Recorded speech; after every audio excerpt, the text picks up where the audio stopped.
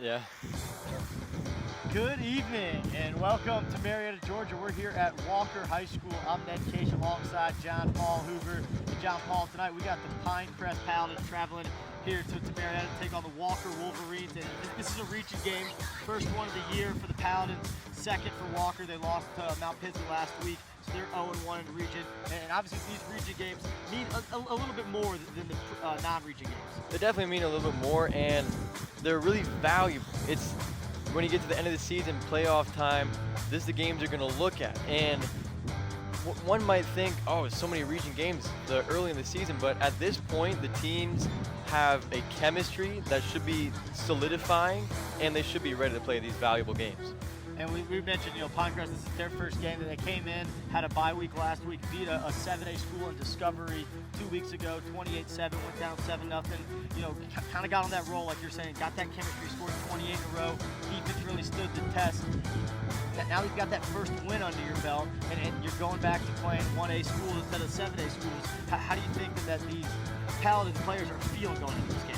I think they're feeling extremely confident because here's my little analogy, okay? So you're in baseball, right? And you're on deck in baseball and you're swinging the bat, you have a weight on the end of the bat that it's harder to swing when you're on deck, but when you get up the bat, it's really easy to swing. Pinecrest has had that weight on their bat the last 2 games, 7A schools. Walker has played 3 1A schools and lost all 3 games. So I think Pinecrest should be feeling supremely confident heading into this game.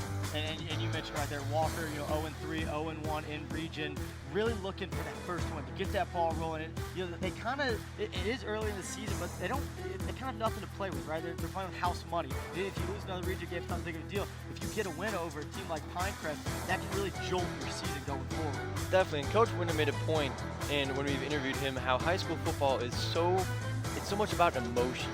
And the emotion of the players, and when you're 0-3, not a lot of team spirit, especially going against a team that just beat a 7A school. So looking for that, Pinecrest obviously ready to get going, ready to defend that region championship. Coach Winter said, he didn't talk to his boys. He said, we're the defending region champion. Go out there and play like it tonight and prove it. And I'm sure the Paladin players are ready to get out there. And we're about 8 minutes away from kickoff here on Pinecrest Academy Football, presented by SUV TV. We'll be right back after this quick break.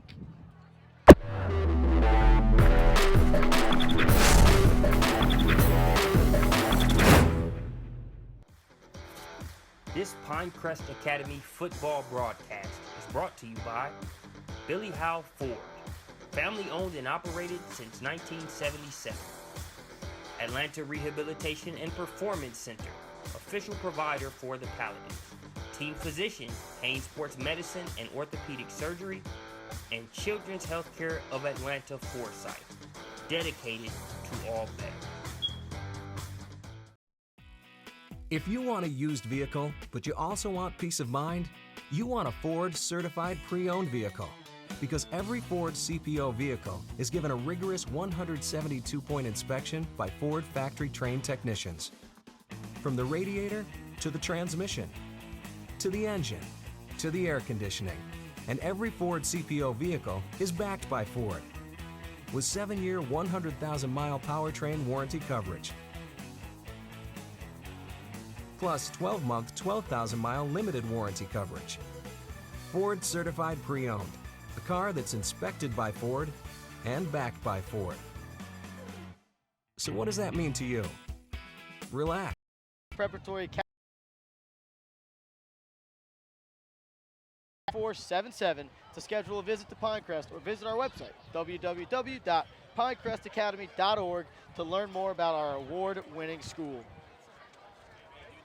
Pinecrest Academy is a private pre-K through 12th grade Catholic school, and our mission is crystal clear: to form our students into Christian leaders who will transform society. The hallmark of a Pinecrest education is our recognition of each student as a unique child of God with special gifts and talents. We believe that God is calling these young people to lead their families, their businesses, and their communities in accordance with His teachings. We welcome those from all faith backgrounds who value excellent education. Part of our Catholic identity is respect for the inquiry of the human mind. Pinecrest Academy's approach is called integral formation. Through this unique process, we address the whole child, intellectually, humanly, spiritually, and apostolically. We also refer to these as the 4 pillars. One thing that makes Pinecrest unique is that we have gender-separated classes that begin in the 4th grade. Research proves that boys and girls learn differently. In this gender-separate environment, students feel free to explore who they are and develop their full potential. Pinecrest wholly believes that you, the parent, are the primary educator of your child. We wish to work alongside you to form them into the adults that God desires them to be. Thank you for considering our school as a partner in the development of your gifts from God.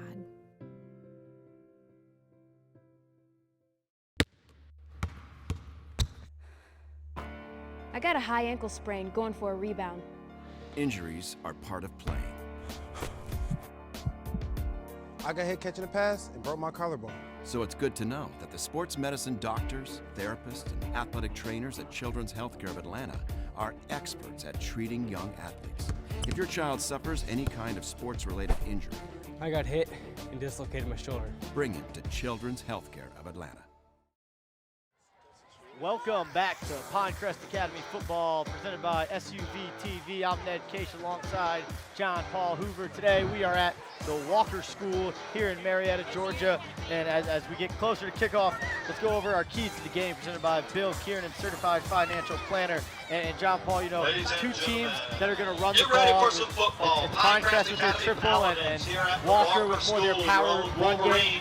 Winning the first and second downs is going to be a big-time key in getting those teams into passing situations on 3rd and long where they're not as comfortable.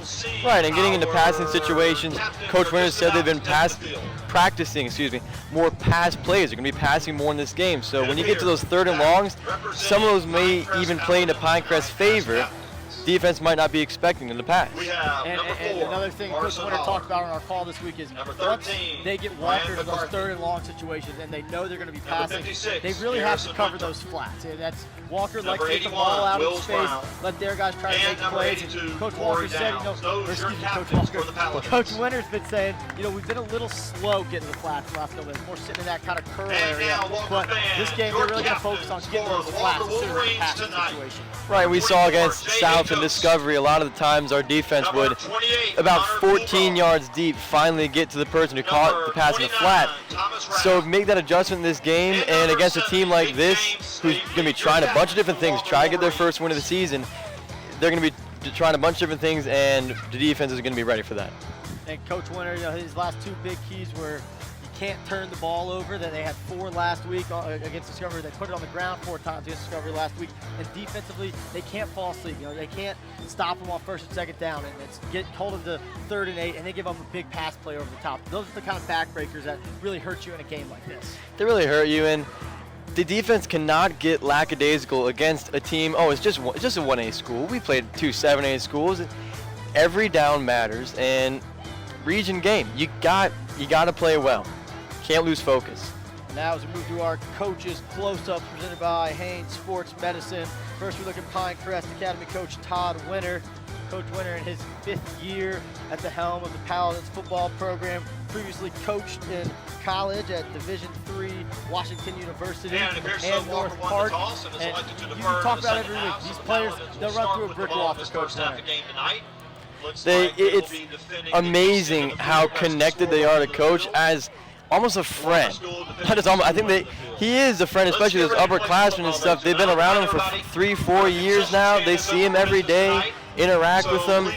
He's not just a coach, he helps them with life skills, helps them with school sometimes. He's so much more than a football coach to these upperclassmen especially. And on the opposing sideline for Walker's head coach Matt Casper, he's in his 12th year coaching high school football, 3rd here at Walker, spent 7 at another private school in the Atlanta area, Lovett School. And in talking to Coach Warner this week, him and Coach Casper, they've really developed a good friendship. It really through football, really through being at Walker and through Pinecrest. He said they talked almost every other day. Obviously, when that whistle blows, it's all football, but it's got to be kind of fun for these guys to get to compete against each other. Oh, definitely. And you can imagine coaching against a friend. It's a lot easier to prepare your team and be comfortable on the same field as the other team. And that's got to help it helps the sportsmanship between the 2 teams. Not a lot of cheap shots or anything like that. It's going to be a good, healthy game between the coaching staff and the players. And this is a game the last 2 years, the final point total has been very, very much in Pinecrest's favor, but certainly last year going into halftime, it was a one-possession game. It was 20-12, and if Walker can hang around, they're going to give themselves some confidence that Pinecrest doesn't want to give them. So I think for Pinecrest, a big thing is getting ahead early and kind of stomping on the throat, not letting Walker really think that they have a chance to compete with this team. Right, and Coach Winter talking earlier this week, he says one of two things usually happen. Either Pinecrest gets up early and doesn't score a lot of more points throughout the game, or they're sluggish in the first half and they come out firing second half. So the key to this game is really just going to be, like you said, getting up early and keeping your foot in the pedal. Don't slow down at all. And we talked about Pinecrest last week. Obviously, it was a 28-7 win over Discovery, their first win of the year. Just kind of looking at some stats in that game. Quarterback Ryan McCarthy carried the ball 14 times for 47 yards, had 2 short touchdown runs, but he did a nice job operating the offense. And Coach Winter said this week, he kind of let Ryan read the defense out there 2 Fridays ago and make the decision as far as they're going to run an inside field or an outside field. Right, and that's an extremely important play, and to put it up to improv like that, I think Ryan McCarthy would be the only player he would have besides a couple of his seniors, but you have to have a tremendous amount of confidence in your quarterback to let him do that. And Carson Holler with a big-time week last year. Last year. 6 carries, 122 yards, 2 touchdowns. One of those touchdowns, a 61-yarder where he just got to the edge, took off, and no one could catch him. And now he is back deep, he is up. Michael Baroses is single back deep as Walker gets ready to kick the ball off. It's teed up at the 40. It's going to come off the leg of number 26. Alex Hardy. Walker kicked 5 onside kicks in the last 2 games, but they're going to go deep with this one. As it looks its head to the sideline, it will bounce out of bounds. Barrows is standing there looking like a third baseman waiting for that ball to roll fouls. It finally trickled out of bounds. Yeah, not the start you're looking for if you're Walker, but it can only go up from here. So Ryan McCarthy, the Citadel commit, will lead this offense.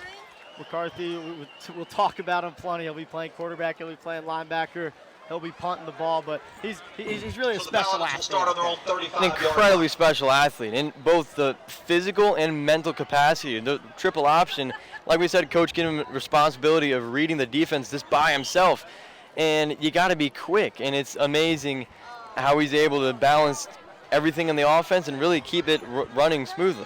Pinecrest comes out with 2 receivers, and Walker's going to jump off sides. They got him to go early, and anxious to get there was number 29, Thomas Rath. And so we see it here. Pinecrest, we've been seeing a lot of 1 receiver, tight end, obviously 3 in the backfield. They come out here, receiver split to each side. Possibly, Coach Winter talked about getting that passing game going early. So let's see if that's something they look to do here. Although now they come out with only 1 receiver, as it's Corey Downs to the near side, number 82.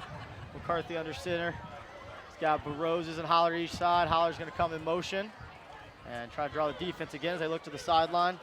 In the B-back position, it's Brooks Binkley, the junior, and it's going to be McCarthy given to Binkley, and not a lot of room, but he'll fall forward. Nice job driving his feet, and he'll gain 3 yards there, bringing up a 2nd and 2. And if there's any time to try passing it, it's right now. So that if it fails, you have the whole game to make up for it, and if it works, keep going. And Ryan McCarthy's the type of athlete who's going to make things work either way. It's really up to the rest of the team if they can really help him out, get open, and get some good blocking.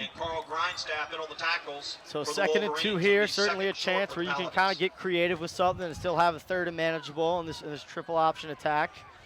And again, it's going to be Binkley as the fullback, Holler and Baroses each side. Baroses comes in motion, it goes to Binkley, he's cut down at the knees. He's close to the first down yardage. Looks like it's going to be just short see of the where first they down. spot We'll see the where they mark ball. the And gain of about a yard as long as the nose of that football is touching, the chain should move. Down, so to bring up 3rd short for the Paladins. And the chain should move as long as the nose of that football is touching the looks like 45 it's with the touching. ball starting on the 35. Look like Thomas Rath in on the tackle for the Wolverines. And the 3rd officials short. are conferring to make a decision here. And they decide to move the ball back half an inch to bring up a 3rd and 1 here for the Paladins. Early 3rd down situation, but these are the 3rd downs you want to be in. 3rd and 1, 3rd and 3, 3rd and 4, 3rd and manageable. Right, if 3rd and long, it's not meant for the triple option offense. So McCarthy under center. And McCarthy's going to keep it on a little midline. He's met there by the defensive line of Walker, and it looks like the first guy there was number 29, Thomas Rath. He was assisted by number 40, Carl Grindstaff, and we'll see what Coach Winter chooses to do here. Early decision. Ball on the 44-yard line, 10:20 on the clock. And we're going to roll the dice here early. And can you blame him with a quarterback like McCarthy under center? Expect him to make a play here. Corey Downs is split out to the left. Also to the near side, split out is number 21, Jack Binkley. And McCarthy's going to give it to Brooks Binkley, who's going to stumble forward for the first down. First one of the game for the Paladins. And that's what you want. You want that first down, that first drive. Yeah, that first drive, it's really what sets the tone for the rest of the game. And Pinecrest got to have, it may not look like much, but for them, that's going to give them a tremendous amount of confidence because that's how their offense is supposed to run. So we got a tight formation here. Nobody split out wide, couple extra blockers along the line. There are 7 along the line for the Paladins. McCarthy looks to the sideline to get the call. Holler's going to reset on the right side. And now it's going to be Roses. Looks like it's a midline. He gives it to Binkley, stumbles forward, missed tackle, and he's down to about the 41-yard line of Walker. That'll be close to the first down. Binkley broke a tackle, just kind of kept his feet. Nice job keeping his balance. Kept his feet, keeping the balance. That's one of the signs of a great runner is a guy who keeps moving his feet, and two, it has a great balance that when he does get knocked off his feet, gets right back on and keeps going, as we saw Brooks do there. So again, with this tight formation, 7 on the line. McCarthy under center. Binkley in the backfield. He's been getting most of the carries early. They're going to go back to him again, and he's met there. That was number 40, Carl Grindstaff. Second time we've called his name so far tonight. As you predicted, a lot of runs so far. Not much passing. I think we'll see maybe 1 or 2 passes in the first couple drives for the Paladins here. Nothing too crazy. Just score some points and get up early. 2nd and 9 here. Paladins looking for about 4 to 5 yards to get to those 3rd and manageables like we keep talking about. Split out to the top of the screen. It's number 17, Mickey Mangan. Had a big play last week on a fake punt that really got the mojo going as we get a whistle and a flag comes in. It looks like they're going to say Walker was lined up offsides or jumped. So there's the 5 yards you were looking for on that play, and you'll get to keep 2nd down. Yeah, I bet that's the easiest way to get yards on offense or defense. Certainly saw a lot more penalties in the first couple games of the season. Teams are starting to get used to playing with each other, get used to playing football again. You're going to see a lot less penalties, which is good. It helps the integrity of the game. And 2nd offsides for Walker so far early in this game. As they go with 3 down linemen. They got 8 in the box, so they're certainly ready for the run as Pinecrest lines again with 7 on that line, looking to power run, and it's going to be McCarthy giving again to Binkley, who's going to stumble forward down to about the 31-yard line. Looks like he's right at the sticks. Again, it'll depend on the mark, but they're going to say he's about a half-yard short. Nope, we're moving the chains. The headman put his hands forward, and so we go. Ball placed about the 31-yard line. Thinking in college and NFL, if you had refs moving the ball around like that, people would be going crazy. It would be insane. Again, early season, getting ready to go here. The officials getting in their flow just like the teams are. So ball on the 31-yard line, 1st and 10. It's going to Binkley again. He's going to be wrapped up by Roth downfield and spins forward for about 9 yards. They're powering Brooks Binkley on this run, and on this drive, and he's doing a nice job running the football. Doing a great job running the football, and to have a first drive like this, got to give him a lot of confidence, and it kind of carries over from last game where we saw him have a high volume of carries, and they're good quality carries too. So he's just improving on his last game here. Clock continues to run, 2nd and 1, 7:10 and counting on the clock as Pinecrest continues to chew up a lot of this first quarter, and it's going to Binkley again. He's going to stumble forward. He gets a first down, and that's down to the 18-yard line as the Paladins are in the red zone for the first time tonight. And finishing in the red zone, such a big part of football. You hear about at teams at any level, if you can't score in the end zone, or in the red zone, it doesn't matter how fast you get there or how efficient you are. If you can't score there, it's useless. People get cut because quarterbacks get cut from teams because they can't throw in the red zone. Exactly. Yep. Although we expect the Paladins to run in the red zone as they have, and it goes again to Binkley. He bounces to the left side, and he is going to get in the end zone as the Paladins strike first. 6:33 on the clock. Brooks Binkley, he deserved a touchdown after that drive. He definitely deserved a touchdown there. And what better way to score a touchdown? Just drive down the field. And you didn't get too many yards on penalties. You earned those yards, and it's got a lot of confidence for the offense. And Coach Winter talking about doing a lot more passing, but I don't know if he's going to need to be if he just keeps scoring like this. A nice drive there as they got the ball and chewed up almost a whole half right there. An 18-yard touchdown run from Brooks Binkley gets them on the board first. The extra point, snap is down, kick is up, and it is through to make it 7-0 here for the Paladins early. John Paul, what did you like about that drive? Obviously, you know, it's exactly what you drew up, but it felt like, you know, maybe just killing the middle is going to open up a lot of stuff going forward. Definitely open a lot of stuff. One thing I really liked about that drive, except with the exception of a couple plays, was the offensive line play. They really gave Brooks Binkley and Ryan, a couple times he ran, a really solid push, which allows Brooks to get to that second level where he only has to break a couple tackles or juke out a couple guys, and he's gone.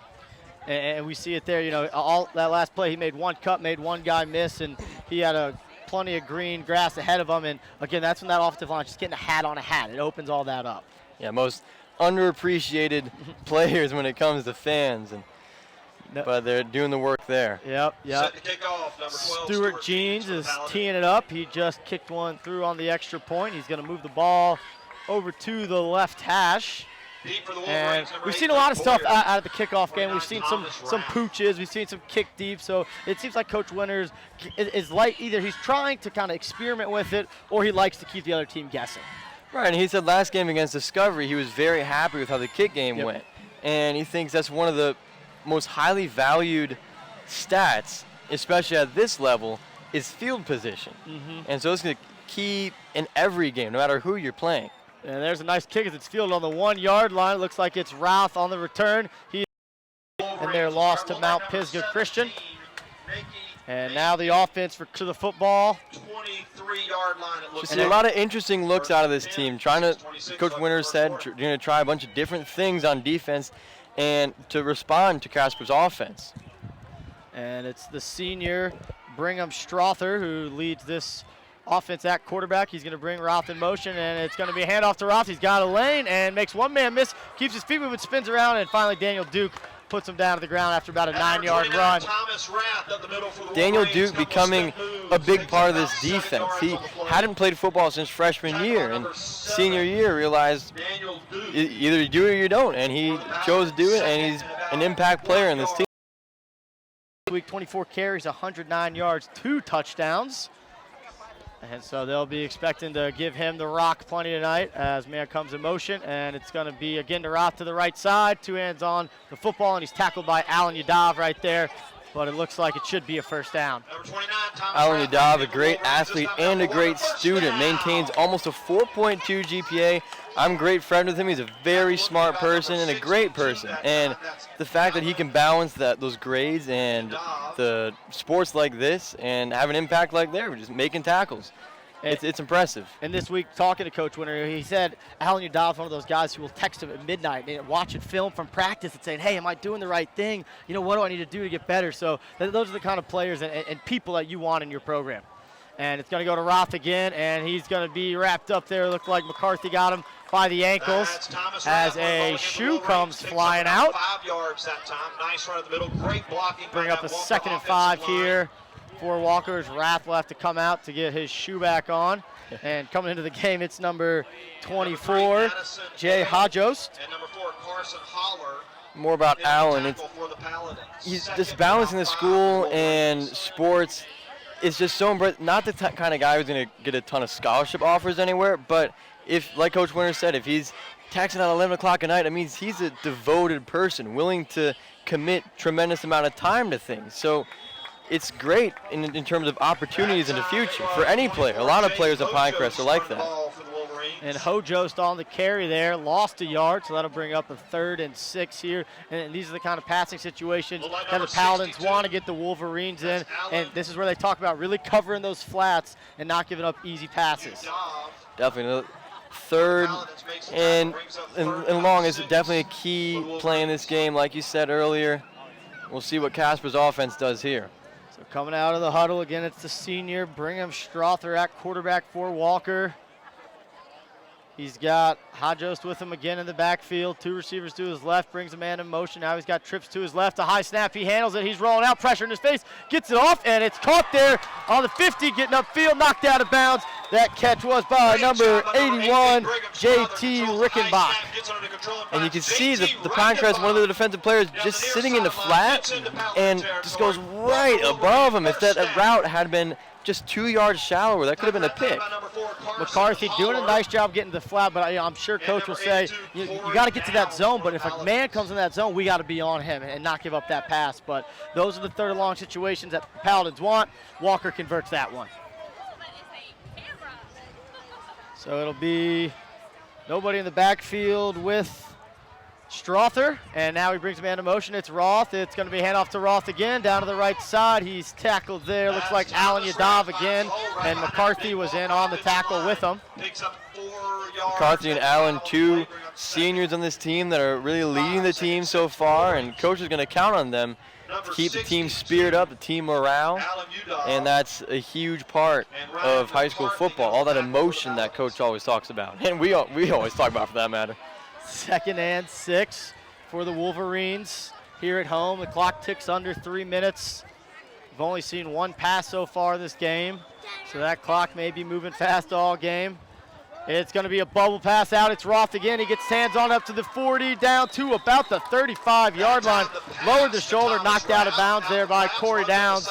It's obvious early here that Walker wants to get the ball in the hands of Thomas Rath. Definitely, and he obviously coach probably saw something in him in practice this week and seems to be making an impact so far. Wolverines get a first down ball at the 35-yard line. So Walker driving downfield, now in the Paladins territory, looking to the sideline, nose of the ball just shy of the 35-yard line. It'll be Strother in the backfield alone. He's brought a man in motion a couple times. He's done this, and he does it again. Roth comes in to his right, and it's going to go to Roth. Bounces outside to the left. Nice tackle there. That was number 22, Hunter Hawk. Now a gang tackle of Paladins as a flag comes in the area of holding, but we'll see what the call is. And it is just that, a hold on Walker. Signal is holding. And immediately Coach Winter says, we're going to take it, let's back him up.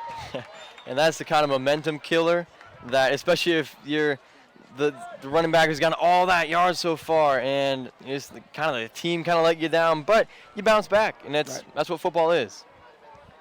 And it's those 10-yard penalties really are devastating to a drive, especially a hold like that. It's a spot foul. It was called behind the line of scrimmage, so it goes back even more, as it looks like we're going to have a 1st and about 22 here, 23 let's call it, for Walker. Not really a situation that a run-heavy team's looking for, but they have completed 1 pass on the day. Strother's 1 for 1. His completion went to Rickenbach. It was good for a 1st down, and he's in the backfield alone. He's got 2 receivers to his left. He's going to drop back to pass, pressure in his face. Nice screen pass to Roth. Hunter Hawk makes his tackle, and knocked down there by Carson Holler. Nice little jailbreak screen there from Walker. Definitely. They just seem to keep coming up with these last-minute things where they're just getting it. So if you're the defense, it's not too bad because you know you can hold them to that point. You just got to finish. Second down. And as the chain gang tries to get the downs right, we are on 2nd down. It'll be about 2nd and 7 here for the Wolverines, with Strother leading them at quarterback and Roth leading them running the football. And it's going to be a pass. Strother throws it out to the outside and off the hands of number 81, Rickenbach. Had a catch last time. This one a little low. Couldn't quite corral it. Bring up a 3rd and 7. And we saw that flat defense. Addy Ale right there, ready to make the tackle in case he was to break it. Brigham Strother looking to the sideline. Get his call. They're driving. Ball 105. Clock stopped. I think that's the first time that a play's been run that the clock has stopped. It's been a run or a completion every time.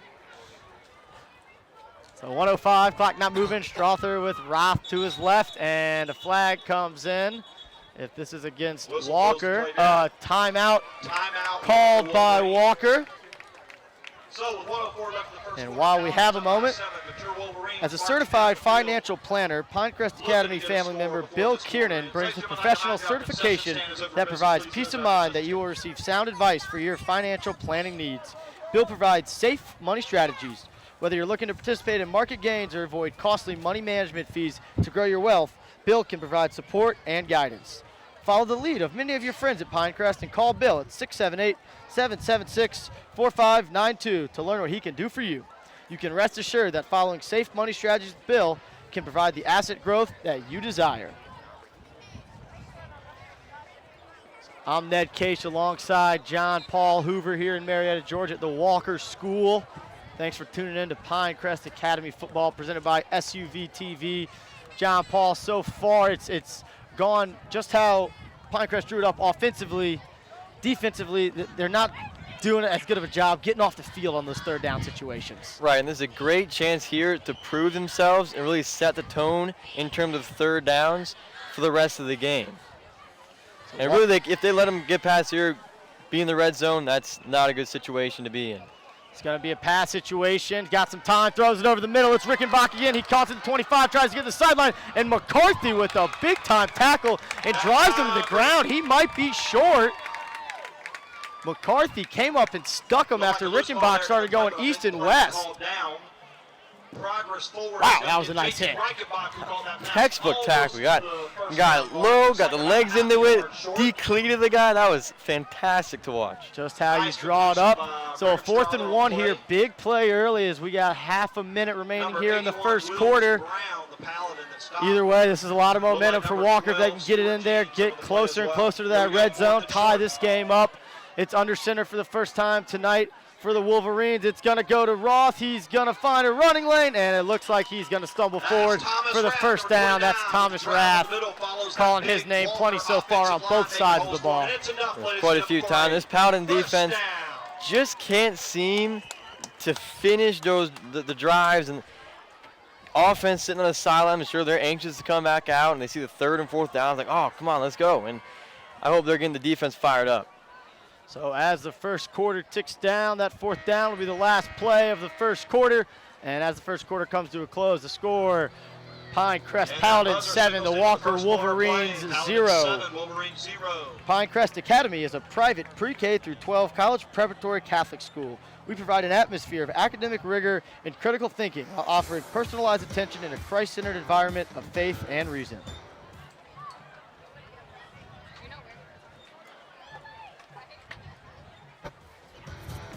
This Pinecrest Academy football broadcast is brought to you by Billy Howe Ford, family owned and operated since 1977.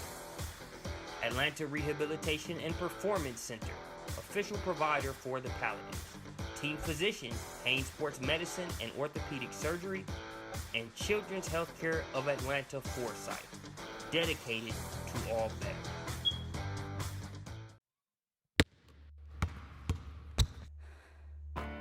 I got a high ankle sprain going for a rebound. Injuries are part of playing. I got hit catching a pass and broke my collarbone. So it's good to know that the sports medicine doctors, therapists, and athletic trainers at Children's Healthcare of Atlanta are experts at treating young athletes. If your child suffers any kind of sports-related injury, I got hit and dislocated my shoulder. bring him to Children's Healthcare of Atlanta.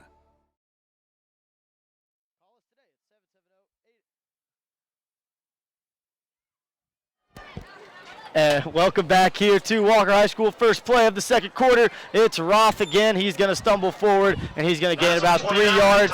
Thanks for tuning in to Pinecrest Academy Football presented by SUV TV. I'm Ned Case alongside John Paul Hoover. And John Paul, we are not in your normal broadcasting booth right now. We are outside, but the energy here is great right now. The energy here is great, and consider this a unique broadcast, because not only are we bringing you the video and audio of the game, we're bringing you the atmosphere. And what more could you ask for out of a high school game? I'm sure you're hearing the PA announcer echo everything we're saying. Hopefully we're beating them to the call, and it's going to be Roth again. Bounces to the right side. He's tripped up there by Addison Ale. Nice tackle. He might have had a lane to the end zone if he had broken that one. Right, so over the press box sometimes. It gets a little lonely up there. Now we got people walking by saying hi. It's great out here. John Paul's a local celebrity. Everyone that's walking by wants to give him a high five or take a picture. Hey, the student body is representing strong here. It's good. So 11 minutes to go here in the second quarter. It's going to be shotgun again for the Wolverines. Roth to the left of Strother. It goes to Roth again. Tries to find a running lane. Nowhere to go. Nice job by the Paladins defensive line there. That Paladins defensive line in this game of running, and it's really up to the offensive line and the defensive line. Really what happens. So that will bring up a 4th and 3 here. And from the looks of things, Walker wants to go for it. There's no indication of a kicker coming on the field. And the crowd brings you a little noise. I'm sure you can hear the claps. I can hear them in my headset right now. And shotgun again here for Strother. And to his right, this time it's number 28, Connor Coolbroth. It's going to be a bubble screen out to Roth again. And big time. No, he missed tackle there. Looked like Daniel Duke was going to get him, but Roth did a nice job stepping through that tackle, and he gets a first down. So close stopping him, but a really smart call by Casper to get that bubble screen, takes care of the flat coverage and an open lane right up the sidelines to just get that first down. So far, it seems like for Pinecrest defense, find number 29, find number 29. If he's in the backfield, they're handing it to him. If he's split out wide, they're going to throw a bubble to him. You have to find where Thomas Rath is. He's doing a really nice job so far. And Rath again is to the left of Strother. High snap. It's bobbled, and Strother's going to fall on it. I'm not sure he had full possession of it. Paladins are pointing in their direction, and the signal comes, and it is Paladin football. A second high snap. This one not handled as well, and the Paladins will take the ball over and stop that drive. All the momentum built up for Walker, and the fumble like that, that's exactly what the defense needed, and Walker, that's just a nightmare come true, and especially in the beginning of this game, that's not what you're looking for. And doing a nice job driving that football to tie that game back up. Now this offense gets a chance to come back on the field and drive just like the way they did last time. We'll see if they keep pounding the middle with Brooks Binkley on this drive. This one will start on the 17-yard line. McCarthy under center.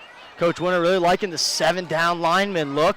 And it's been successful. It goes to Binkley again. He's tripped up there. Nice tackle by number 40, Carl Grindstaff. By number 40, Carl Grindstaff. That was 25. It's all about adjustments in this game. And if that Walker defense can adjust, maybe clog up the middle a little bit more, as we saw there, it should be an interesting game.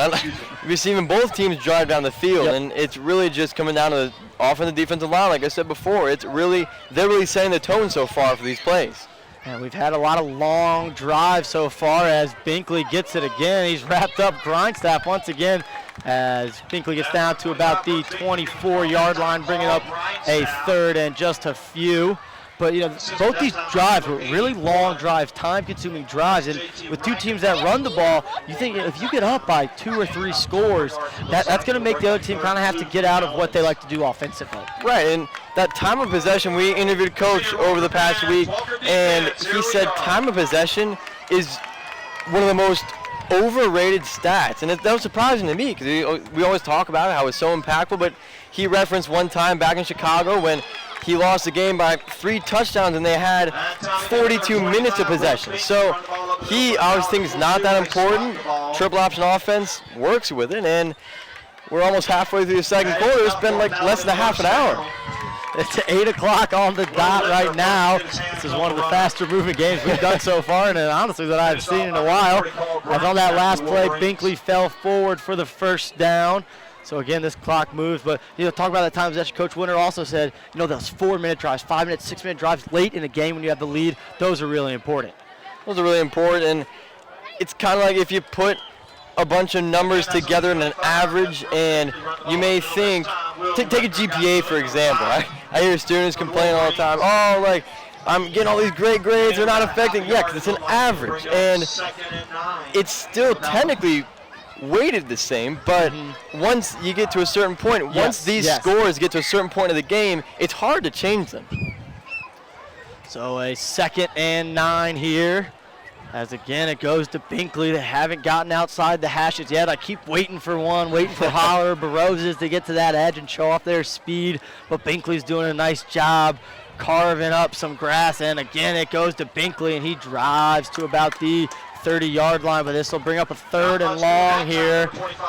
And I'm really surprised neither of these teams are really running outside, because this field, the way it's shaped, it's crowned for water, so the water runs out. But it also means that if you go outside, you're actually running downhill. There's a whole new meaning of downhill running. So you would think it'd be to their advantage to run outside a little more, but maybe coaches know something we don't. So here it is, 3rd and 8, one of these passing situations. McCarthy still looking for his first completion of the year. And it's a tight formation though, and it's going to be a counter to Baroses, and he has no room as once again Carl Grindstaff making plays for this Wolverine defense. Baroses running the ball that time for the Paladins, nothing doing, nothing by There's that Walker defensive line starting to take initiative in this drive, really pushing through. Maybe a couple missed assignments in the offense. I don't know. It looked like a couple in the last couple plays, but overall, very good defensive possession for Walker. And Carl Grindstaff, playing that middle linebacker position, has done a really nice job of tackling the dive time and time again. And you hope that he'll wear down having to make all those tackles. But if he keeps playing like this, he's gonna end up with about 25 tackles tonight. Yeah, really only two things can happen when you get a lot of tackles. Either get in a rhythm and you'll get like textbook tackling, you're really good, or you'll get, like you said, worn down and you'll start missing some. Punt off the right foot of McCarthy. It's fielded by McCarthy, and it was a fair catch by Thomas Roth, and that ball will be spotted at the 29-yard line. So when we talk about that field position, a punt like that really flips the field. Really flips the field, and halfway through the second quarter, game going really fast, that field position, being able to drive down the field in a controlled amount of time is going to be huge in this game. As we've seen so far, it's 7-0 halfway through the second quarter, and already a lot of possessions going back and forth. The Wolverines come out for their second drive of the game. First drive went well, got inside the red zone and fumbled a snap. So we'll come back out. It'll be Brigham Strother again. He's going to throw a bubble route out and got a lot of room on the far sideline, and a nice tackle there. Looked like that was number 21 on the tackle, Jack Binkley. Nice catch there and run by number 80 for the Wolverines, William Blakely. Jack Binkley got that big and compact frame that is just small enough to let him be mobile, and a tackle like that, taking advantage of that power in the legs, and it's just pushing right through the offense. So here we go, 2nd and 3, 2nd and 4, we'll call it for the Wolverines here at home. 5 minutes on the clock. Looking for a drive here to tie it up, if nothing else, get on the scoreboard with the field goal. Under center, Strother, he gives it to Roth to the left side, and he's finally dragged down just short of the first down mark, it looks like.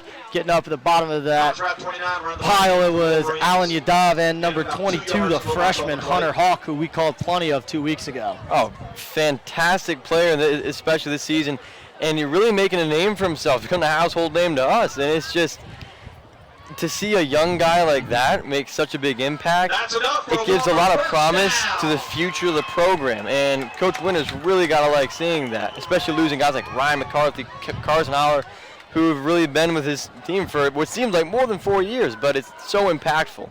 And it's Roth again. He's met there. Looked like Hunter Hawk was first on contact once again. And a host of Paladins came in to help him there.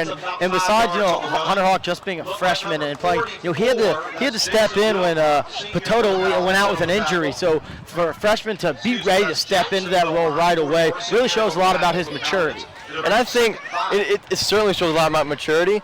Also, since Pototo's out for the season, it might be easier for Hunter Hawk to know that, okay, I'm going to be playing for the rest of the season. He's not going to have to be like, oh, am I going to play this week or not? So he can really get that mental game prepared, and it seems to be working for him here. Shotgun here, bubble pass again, and ready for it that time was the Paladins, number 3, Addison Ale, as the Wolverines tried to go back to Blakely again. Really see that flat coverage is sort of on and off throughout this game. A lot of times it's getting blocked by those bubble screens, as we saw last drive, but it always seems like they're ready. They're there to make the tackle. It seemed like Addison Ale broke on that one quicker than they have broke on those bubble yes. He comes out his back pedal. As soon as he sees that same kind of setup, he drove on that football. Nice job breaking that up. Right. I mean, if you're Pinecrest, you've been watching this film all week, you know exactly what they're going to run if they're in a certain formation. Yep. So it makes it easy to break on that ball. Here we go, 3rd and 4. Strother looks to the sideline, and Walker's going to call another timeout. And we'll go to break with them here on Pinecrest Academy Football, presented by SUV TV. And their families here at homecoming at the Walker School. It's been a great afternoon of festivities, great competition.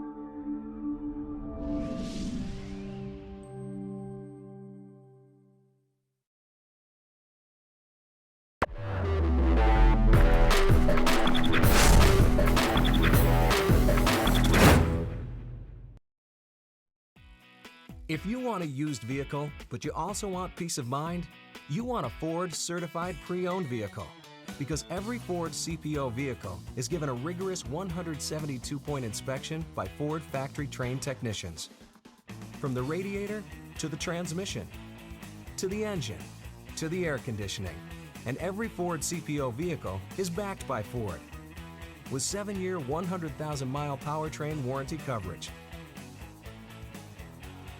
Plus 12-month, 12,000-mile limited warranty coverage. Ford Certified Pre-Owned, a car that's inspected by Ford and backed by Ford. So what does that mean to you? Relax, it's covered.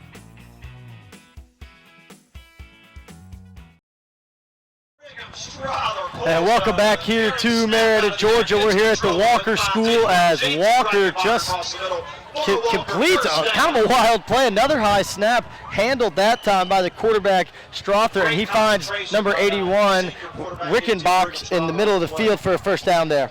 And this Walker offense just getting these what seem like kind of improvisations of plays and just barely getting the work, but it's driving them down the field. They just got to work, they just got to finish, and they would be 7-7 right now. Second time in Paladins territory. Strother gives it to Rath again, and Rath makes one-man miss. He's getting upfield. He's going to stumble forward for about 8 yards there. Thomas Rath has done a really nice job running the football.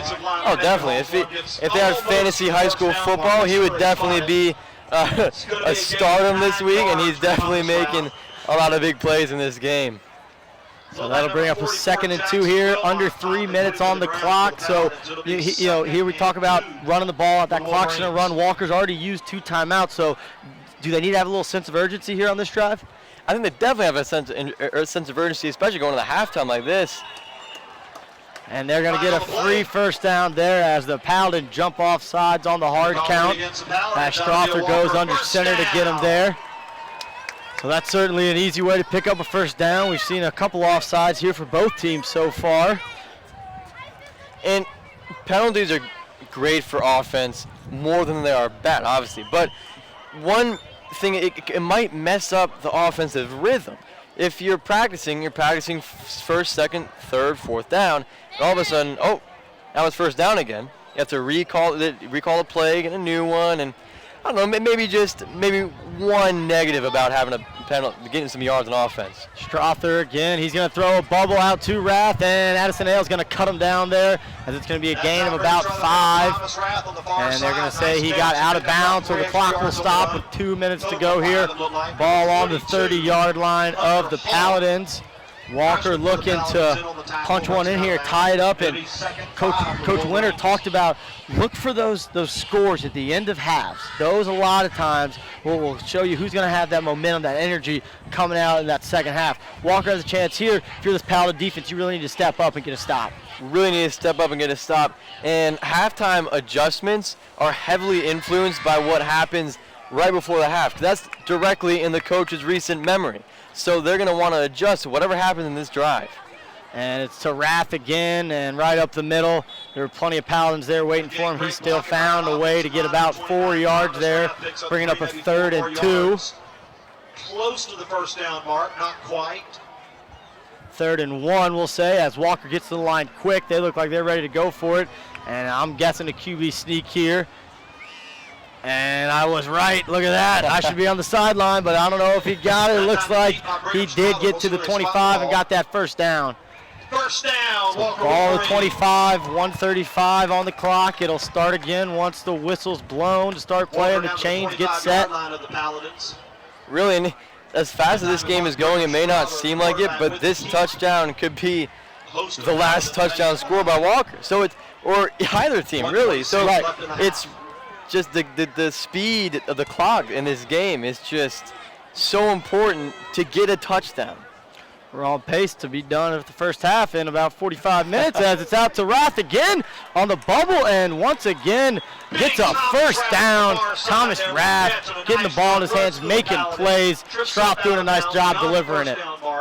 Yeah, really good pass there, and going outside. There's a flag in the play. We do have a flag. It's downfield right about where the first down would be. And we'll get the call, and they're going to wave the flag. No flag, so it'll be a first down for Walker as they're in the red zone again.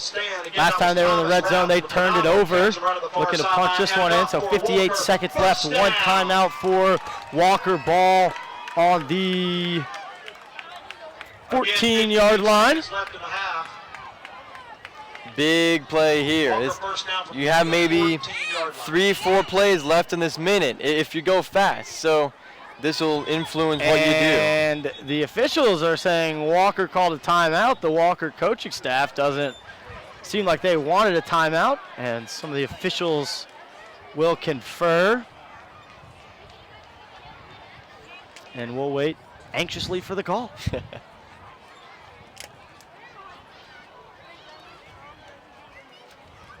And now they're going to come talk to Coach Winter, as it looks like they're maybe pointing somewhere up in the stands. Not sure what that situation was, but from the looks of things.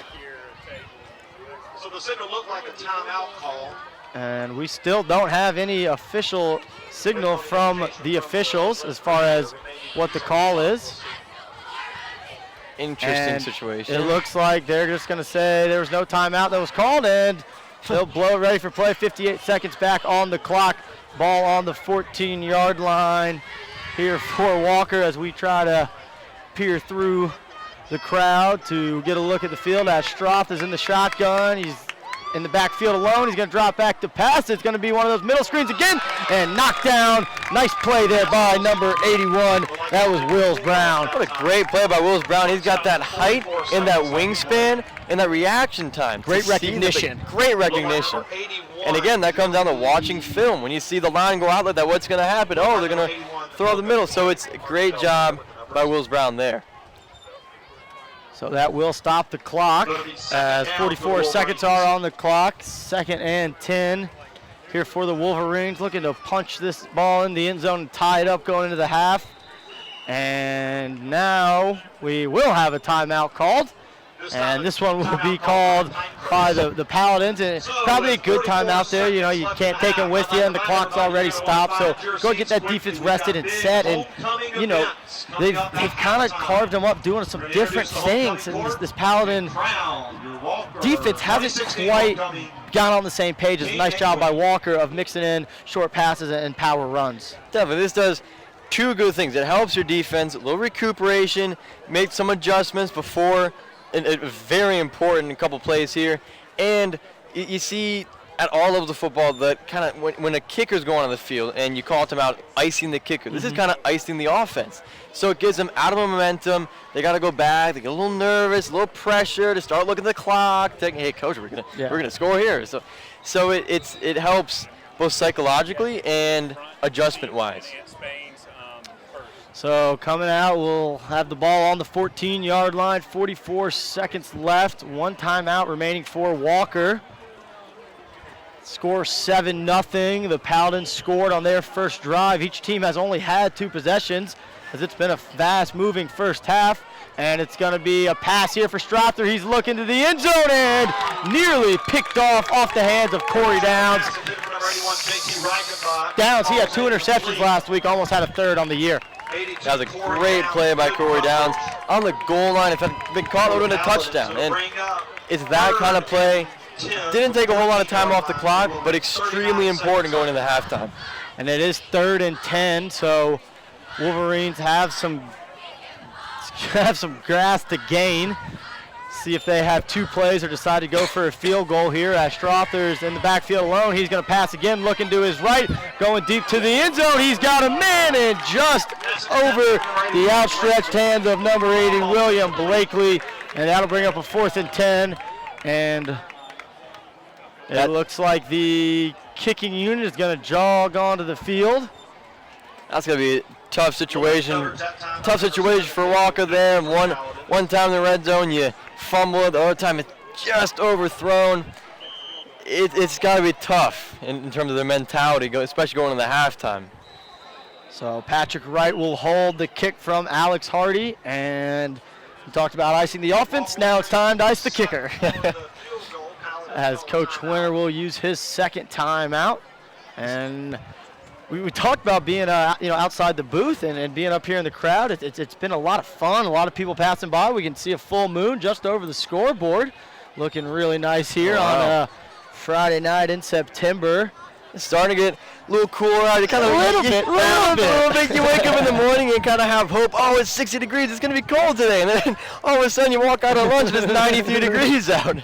So I was questioning wearing shorts or pants. I had no idea what to wear today. So it's starting to cool off, a little breeze here. I'm sure you can hear them in our mics a little bit, but it feels good out here. It's great to be out here with the fans and with the weather. It's great football. Nothing quite like Friday Night Lights. Doesn't matter how old you are. If you've ever been a part of it, you know how fun it is. And the kick will come off the right foot of Hardy. It is up. It's got the distance, but it looks like it's wide, and it is wide right. That kick off the foot of Alex Hardy, no good. And that is, for Pinecrest, a big-time win. And for Walker, that's tough to have 2 drives inside the red zone and walk away with no points. And Walker, knowing that you had a chance to score with a running play, a passing play, and a field goal, and you couldn't score either way, you go into halftime with no points. That's extremely demoralizing. Well, it is only a 1-score game. We talked about the blowout this game has been the last 2 years, so Walker hanging around. Well, Pinecrest certainly seems to be in control with the ball on the 20-yard line. 27 seconds on the clock. 1 timeout for the Paladins. I'm going to guess Brooks Binkley's going to get another carry Sounds here. good to me. McCarthy takes the snap. Oh, I was wrong. It's the pitch out to Baroses. He's going to try to get upfield, and he's tripped up there. First contact and taken to the ground by number 28, Connor Coolbroth. Like the idea to get outside, see if he can make something happen, but my guess is that will be the last play of the half here. As I look at the clock, and it's 8:18. Wow. Maybe the fastest first half of football I've ever seen. 3, 2, 1, and just like that, we are done with a half of football in under 50 minutes. I don't think we have any Guinness World Records officials here, but it might be. So 7-0, Pinecrest goes into the half with the lead.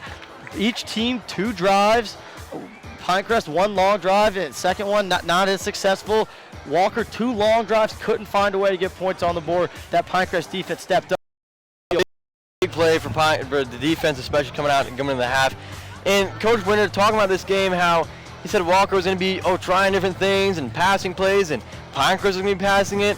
Haven't seen much of that, and half's done. And football is you never. It's so unexpected. That's why it's so fun to watch. We've got one half in the books here on Pinecrest Academy football, presented by SUV TV. Go ahead and get yourself a little halftime snack and be back right in front of your computer or however you are watching this game. In just about 19 minutes, we'll kick off the second half.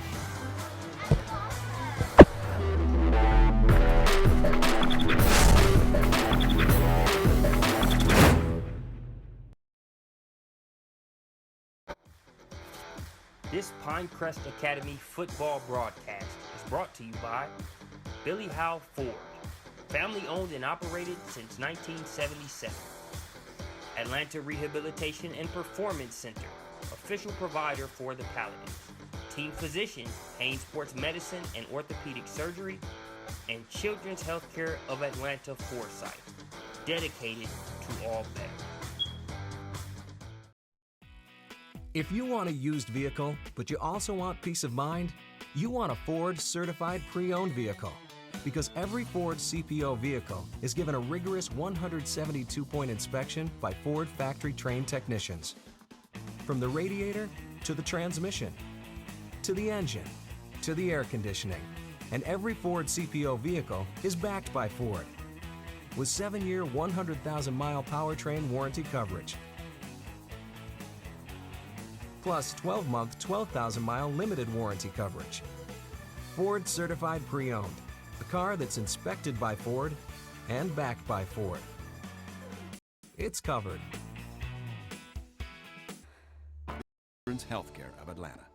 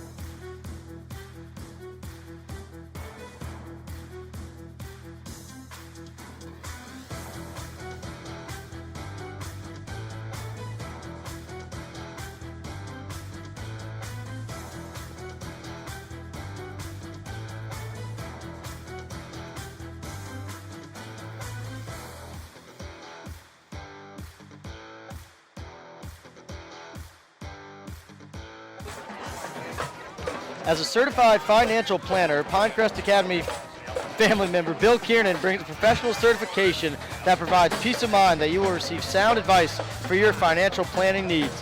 Bill provides safe money strategies.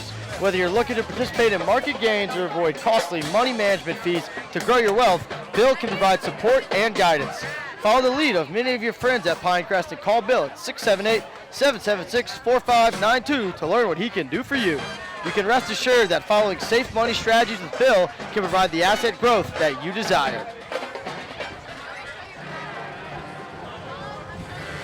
Pinecrest Academy is a private... Will receive. Looks like number 12, Stuart Jean, set to kick off for the Paladins. And welcome back to second half action here in Marietta, Georgia. We're at the Walker School as Pinecrest Academy has traveled a little south, a little west to get here, and it took just over an hour, and they're set to kick it off. Quick scoring summary of the first half. The Paladins got the ball on the opening drive and drove the ball all the way down the field, and Brooks Binkley punched it in from 18 yards out. And that was it. That was all the scoring we had in the first half. And now Walker will look to start the half how Pinecrest started and get themselves in the end zone. They had two opportunities being inside the red zone, couldn't quite find a way to punch one in or even get on the scoreboard. It's got to be demoralizing to them. You practice all week, and to be scoreless at halftime it's one thing to be scoreless when you know you had no chance. You got slaughtered. But it's another thing when you had 2 or 3 solid chances to get at least 3 points on the board. And they got to come out of here with some momentum or they might not score at all.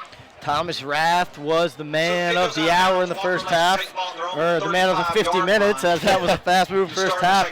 He was catching passes, he was running the ball, however they can get the ball in his hands, they're going to do it. He comes in motion. He's going to be to the left of Strother. It's going to go to Rath. He's going to find a little running room, but only get about 3 yards there. Looks like Wills Brown was in on the tackle there for the Paladins. 81 that time, Wills Brown in on the tackle for Got the a Paladins. nice full moon here. Got a little cloud cover. Pretty artistic. For all you people like to take some pictures. Oh, yeah, look great on the Instagram. Oh, right? yeah, great on the Instagram. So here we go, 2nd and 5 as we get back to football and stop talking about social media. Strother in the gun. 2 receivers to his left. Roth also to his left. Shotgun snap again. It's going to Rath. Goes to the right. Now goes straight up field. And he does a nice job lowering his shoulder, driving forward, but only gains about a yard or 2. Nice job there by the Paladin defense of flowing downhill. Another 3 yards, it looks like. I'll tell you speaking of social media, whose Twitter is going to be blown up after this game is Roth. With the runs he's getting in the yards, and he's really all of Walker's offense so far. And it's the fact that they haven't scored yet it's puzzling because they've had 2 again really good chances, and maybe the Paladin defense might have even gotten lucky. It's hard to say that, but. And it's going to be a throw out to Rickenbach. He's going to drive upfield. He's going to get the first down. He was tackled there by Daniel Duke, but not in time as they move the chains on that 3rd down. Rath last week at over 100 yards, carried the ball 24 times and scored twice. So certainly a guy who can handle that load and is used to taking that punishment carrying the ball. But we've seen it a handful of times. He'll deliver the punishment. He'll lower that shoulder. He'll fall forward, and even on contact, he still finds a way to get 2-3 yards every time. Oh, definitely. These 2 teams are pretty much evenly sized, so you get a lot of good hits. It's like you said, he gets his head down, and even the sidelines, instead of running out of bounds, just pushes through that extra yard. It's good. It's good football.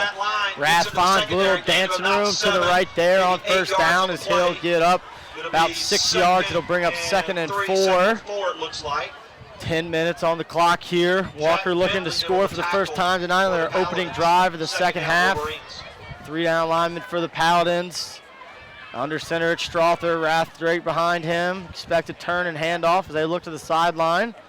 And maybe they see something in the formation. It's going to go right back to Rath on a little bit of a counter play. He finds some room, drags a man forward, holding him by his ankle. It was Wills Brown. Looks like it's going to be a 3rd and 1 here. And these are, again, we talked about those keys of the game at the beginning of the game. And big keys for Pinecrest is winning 1st and 2nd down. And Rath has done a nice job of not letting him do that. Right. Rath has had a fantastic just fantastic game. He just drives forward and he just keeps moving his feet. And it's really hard for defense to stop. QB sneak there by Strother. He's going to get the yard he needs and pick up a bonus yard. So that'll be a 2-yard run for Strother. Second time we've seen him QB sneak for a first down. One thing we're seeing in this game, both offenses using every down they have. First, second, third, fourth. We've seen 2 fourth down conversions for Walker so far, and it's moving into Paladin territory. It's demoralizing the defense to know that you allow them to get to fourth down and then you let them get the fourth down. At the same time, for the offense to know that you can't get a first down on the first 3 downs, it's a little confusing. So Rath gets the handoff after a high snap was handled by Strother. He goes for about 2 yards there, off to the right side. And Paladin's doing a nice job of gang tackling, but it just seems to be a couple yards too late. They're letting them just get too much yards, getting ahead of that line of scrimmage. And it feels like that comes back to that defensive line, getting that push and not letting that Walker offensive line get the push and let Rath kind of have some time to dance and find holes. Right, and the first half, even though it was rather quick, it's every play you're going up. Not every player on defense is getting a hit, is getting contact on every play, except for the defensive line. And nice gang tackle there as Roth spun off one tackle, and then coming up to cut it down from below was Jack Binkley, the senior.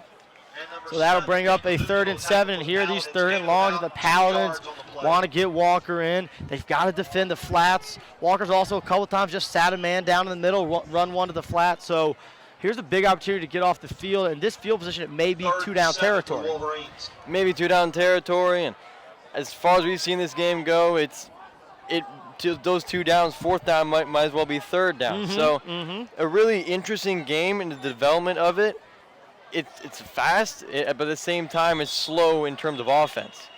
And you could tell Walker knew the importance of that play. It looks like Coach Casper's a little frustrated with the way his team lined up there. Once again, I'd like to welcome all the alum from the Walker School here tonight for homecoming.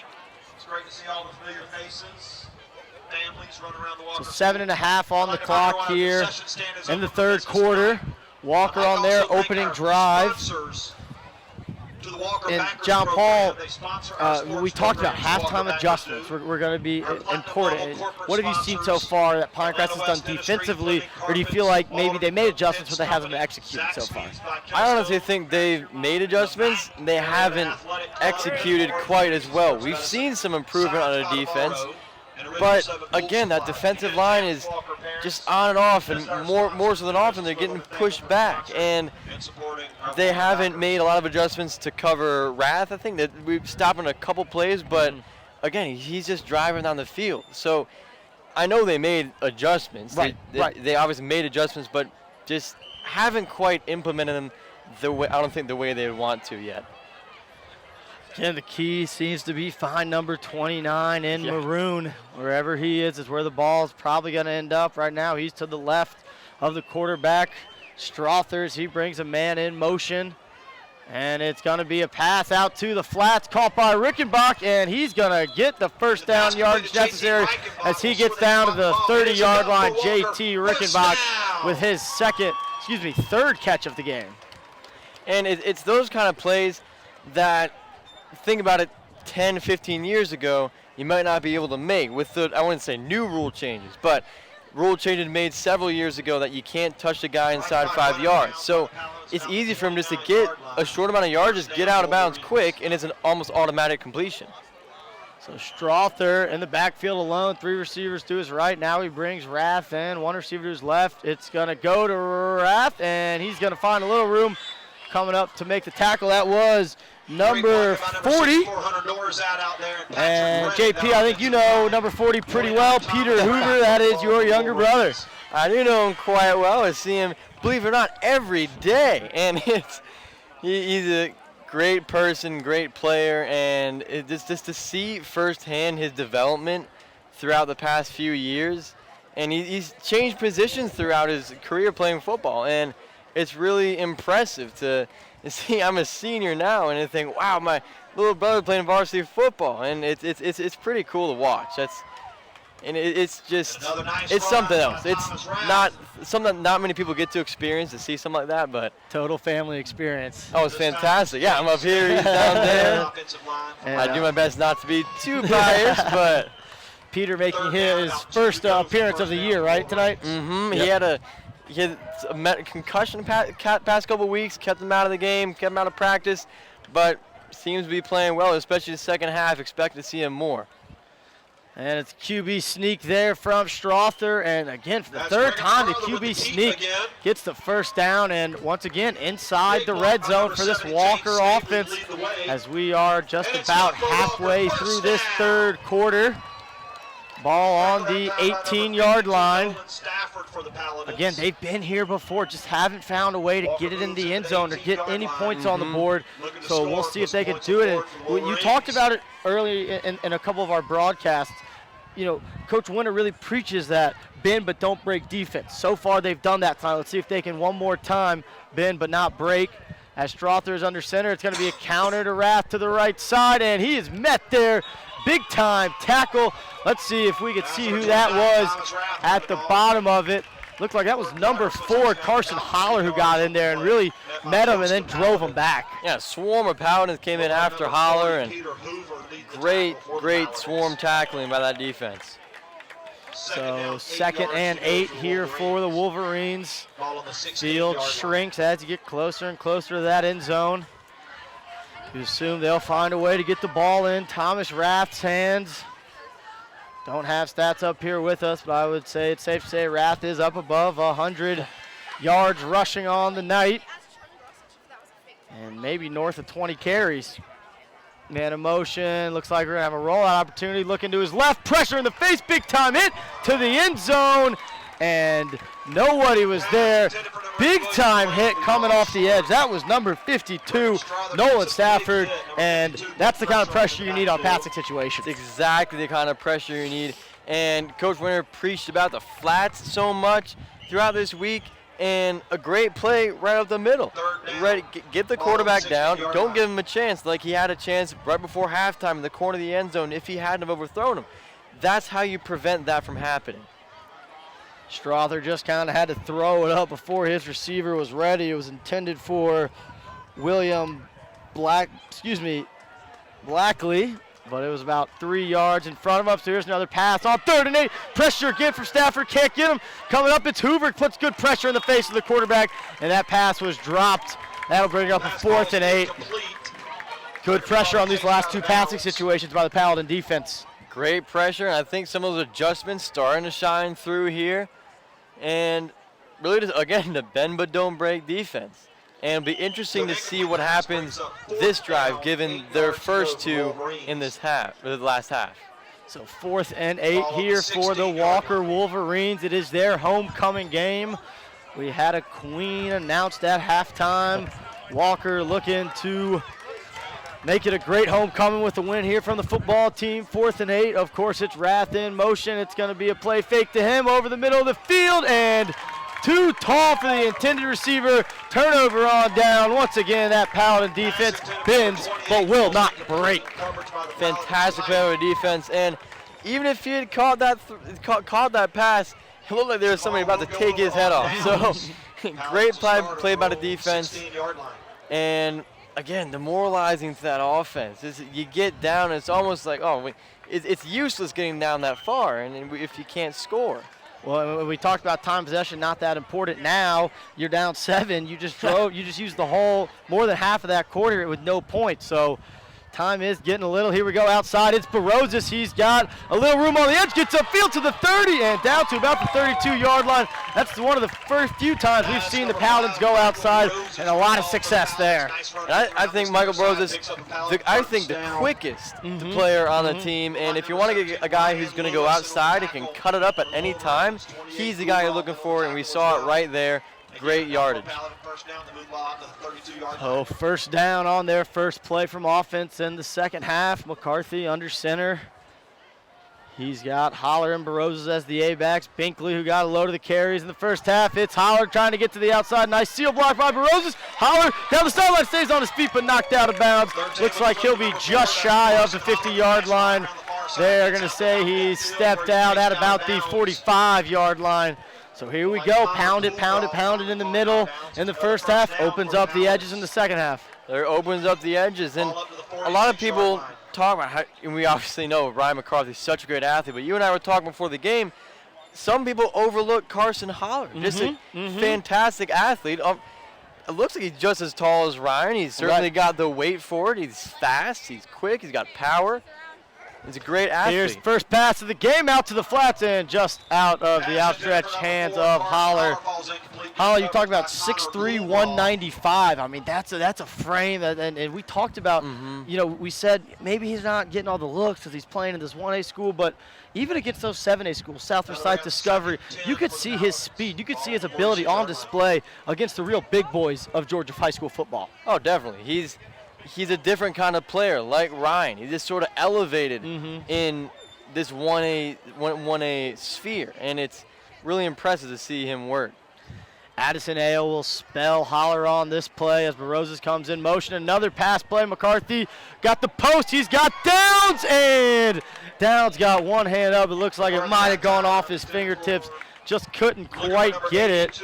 Interesting two pass plays there. Brings up 3rd and 10. Well, Coach Winter mentioned this past week we'd see a lot of pass plays. Obviously, first half we saw 0 of them. But that play and the one play before that, I noticed the 2 plays ago we had Downs and Binkley. If he'd have waited just a little longer, they both would have been wide open downfield. And obviously there, Downs getting the step on the corner there. And I think if they keep going to these passing plays, they can find some success. 2 receivers split out, 1 to each side for McCarthy. Barozas comes in motion. It's going to be a little sit-down route. Oh, hook and ladder!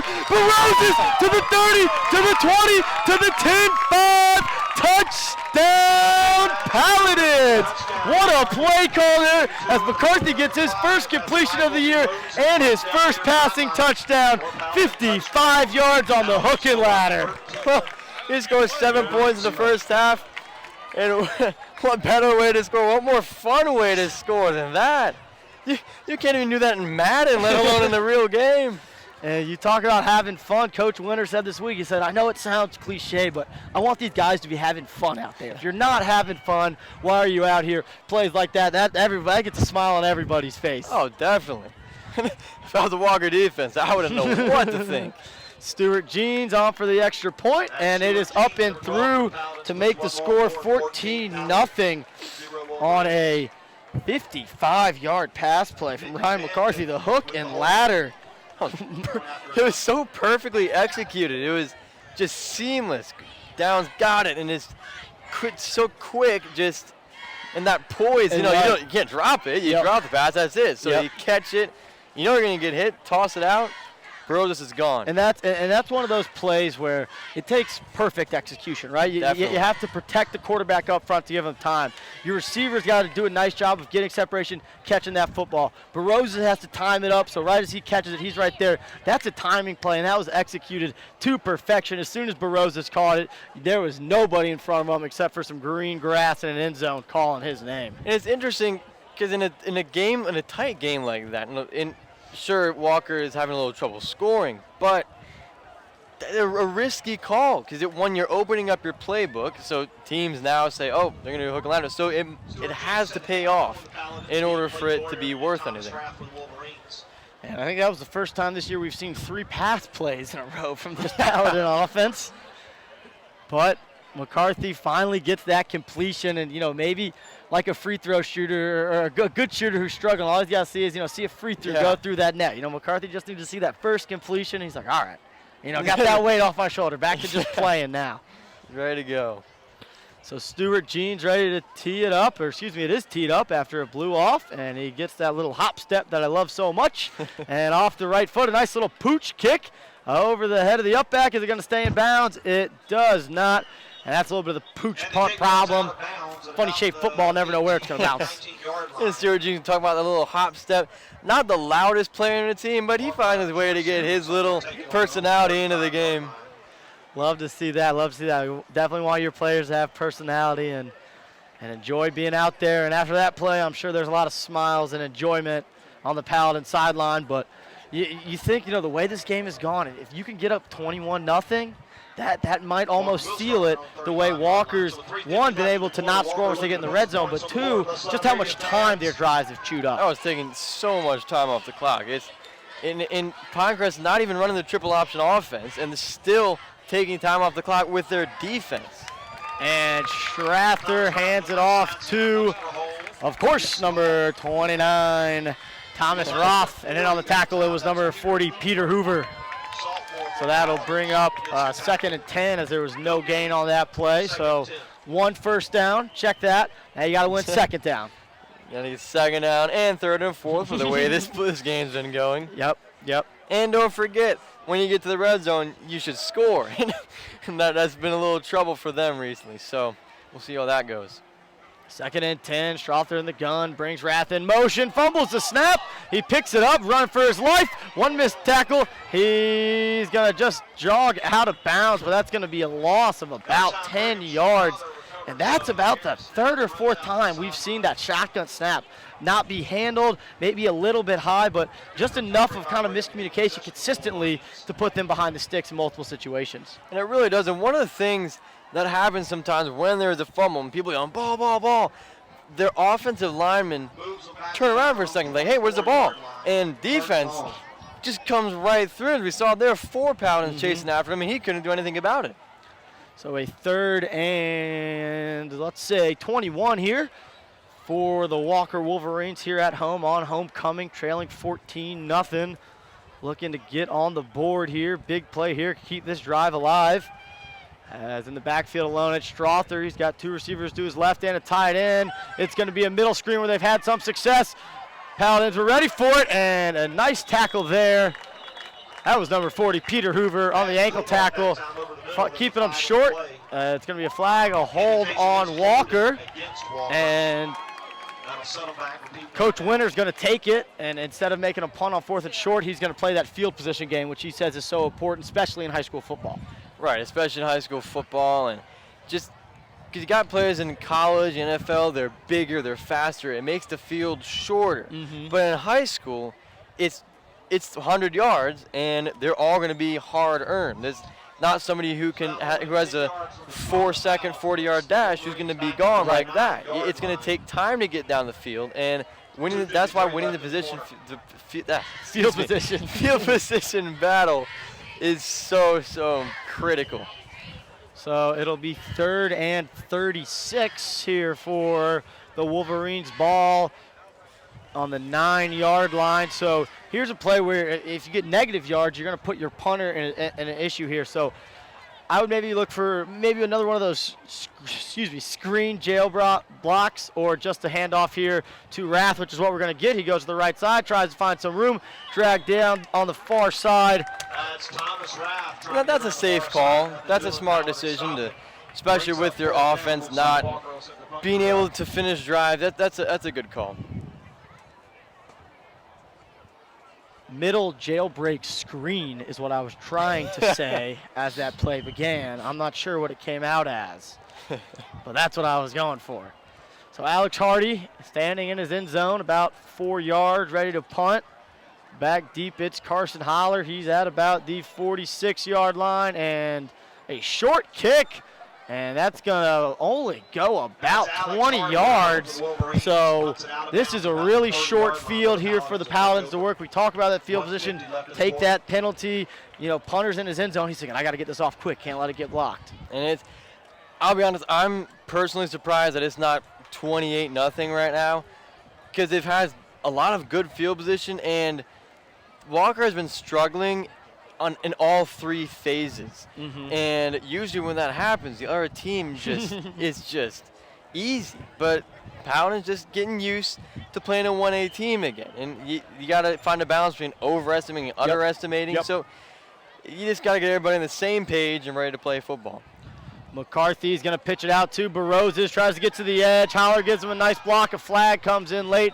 He's tackled down at about the 26-yard line, and it's going to be a chop block on the Paladins, which the chop block, it's certainly a penalty that seems to happen a lot in the triple option. That being said, I think that's the first chop block call we've seen all year out of the Paladins. They've done a really good job of it, but officials are so quick to call it because it's such a dangerous play.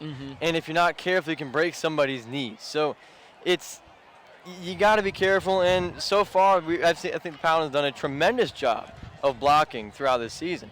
And the penalty on the field is a chop That is a block. 15-yard penalty, so that one, a 15-yard penalty from the spot. So that one really hurts them as it brings up a first and long, 5, 10, 15, first and 26 for the Paladins here as they'll come out with two receivers. It'll be Downs and Mangan, two each side and three in the backfield. It's going to be another pass for McCarthy. He's going to go deep middle of the field. Oh, it's got Downs, but again, just a little deep, and that's the second time he's thrown Downs, overthrown Downs deep. It's almost like he would rather just throw it out in space and maybe a little short and let Downs go get it.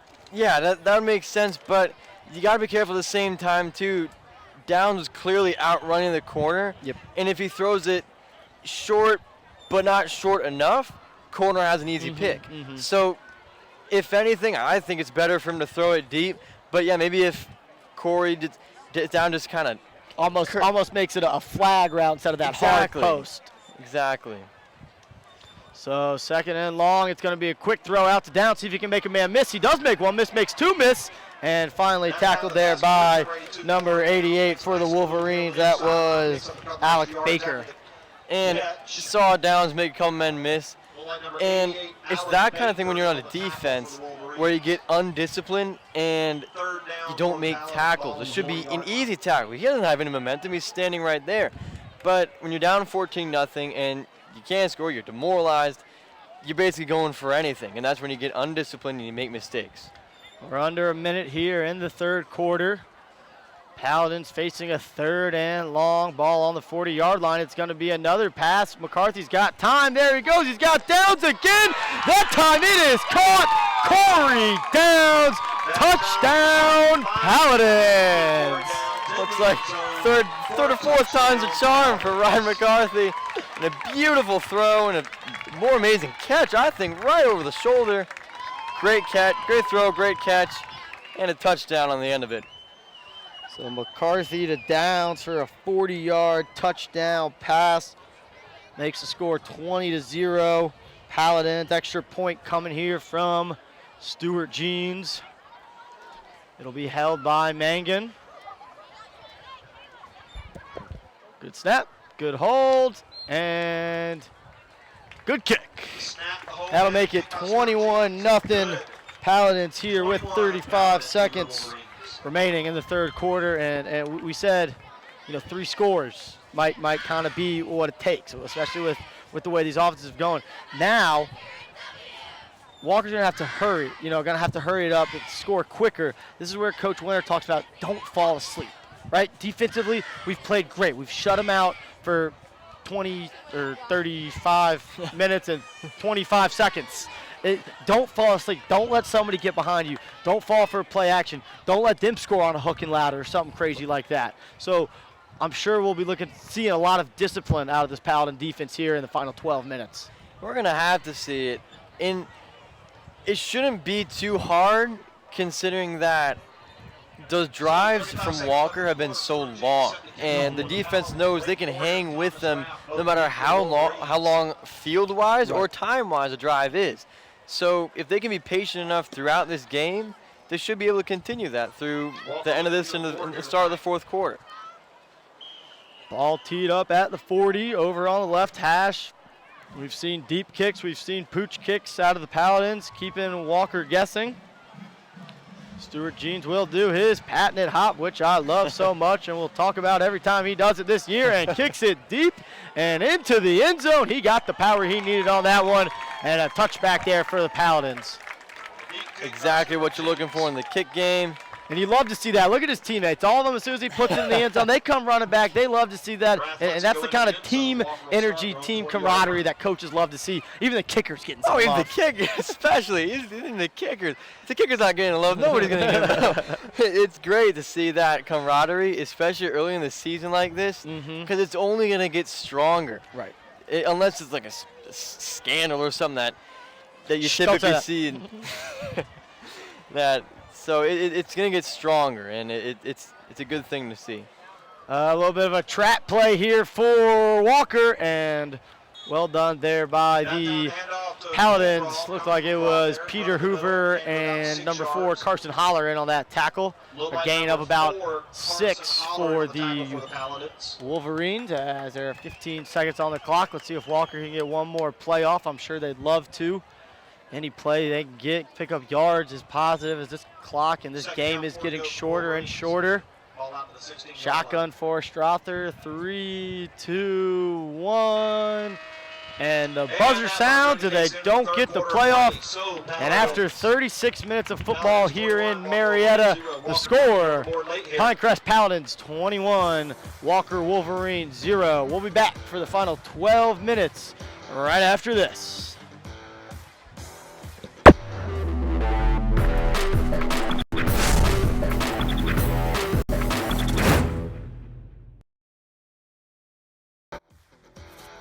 This Pinecrest Academy football broadcast is brought to you by Billy Howe Ford, family owned and operated since 1977. Atlanta Rehabilitation and Performance Center, official provider for the Paladins. Team physician, Payne Sports Medicine and Orthopedic Surgery, and Children's Healthcare of Atlanta Foresight, dedicated to all better.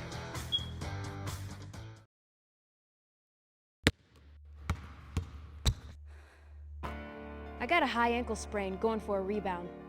Injuries are part of playing. I got hit catching a pass and broke my collarbone. So it's good to know that the sports medicine doctors, therapists, and athletic trainers at Children's Healthcare of Atlanta are experts at treating young athletes. If your child suffers any kind of sports-related injury, I got hit and dislocated my shoulder. bring him to Children's Healthcare of Atlanta.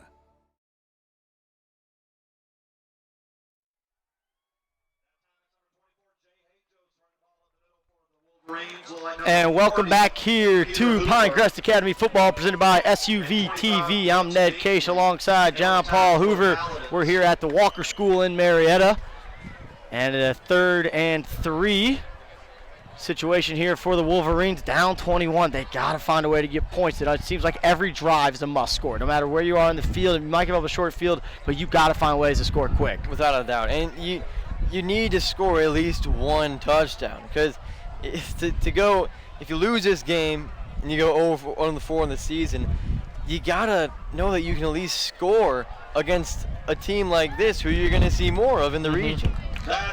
Nice run there by Jay Hajost, breaking a couple tackles before he's finally taken down by Carson Holler. That'll move the chains. First down. Ball will be spotted on the 32-yard line. And Ryan McCarthy will jog off, get a much-deserved break, as will number 44, Jackson Wilmot. So 1st and 10, ball on the 32-yard line. And a timeout there by Walker. And already, that's your 2nd timeout of the half. You're going to need some way to stop the clock. So that's tough for them. At the same time, you got to score on this drive. So if something could go wrong, you got to fix it. You got to fix it. And this could be a prototype drive for them. If they can figure out how to score and maybe replicate that in later drives, or at least similar to it. So it's important to score. Obviously, probably wanted to score a little earlier than this, but to score on this drive would be very helpful to Walker at this point. A reminder, this is a region game for both teams. Walker comes into the game 0-3 on the season, 0-1 in region. Pinecrest 1-1. This is their first region game. They're the defending region champions. Coach Winter said, we're the defending region champions. We need to go play like it. I would say so far they've played like that. I would say so far, yes. And the offense, not as aggressive, but that doesn't mean they're not doing their job to the best of their ability, which is what region champs do. You got everybody does their job, and find ways to win football games. Exactly. You find ways to win. It doesn't have to be pretty, but if you find ways to win like this, you should be set. Strother in the gun. Got a running back to his left. It's Rath, and it's a hook and ladder. Middle of the field. Hit as he throws. Corey Downs with another interception. Corey Downs doing a little bit of everything tonight. That play could seal this one up, especially if the Paladins can punch in another touchdown on this drive. Fantastic play.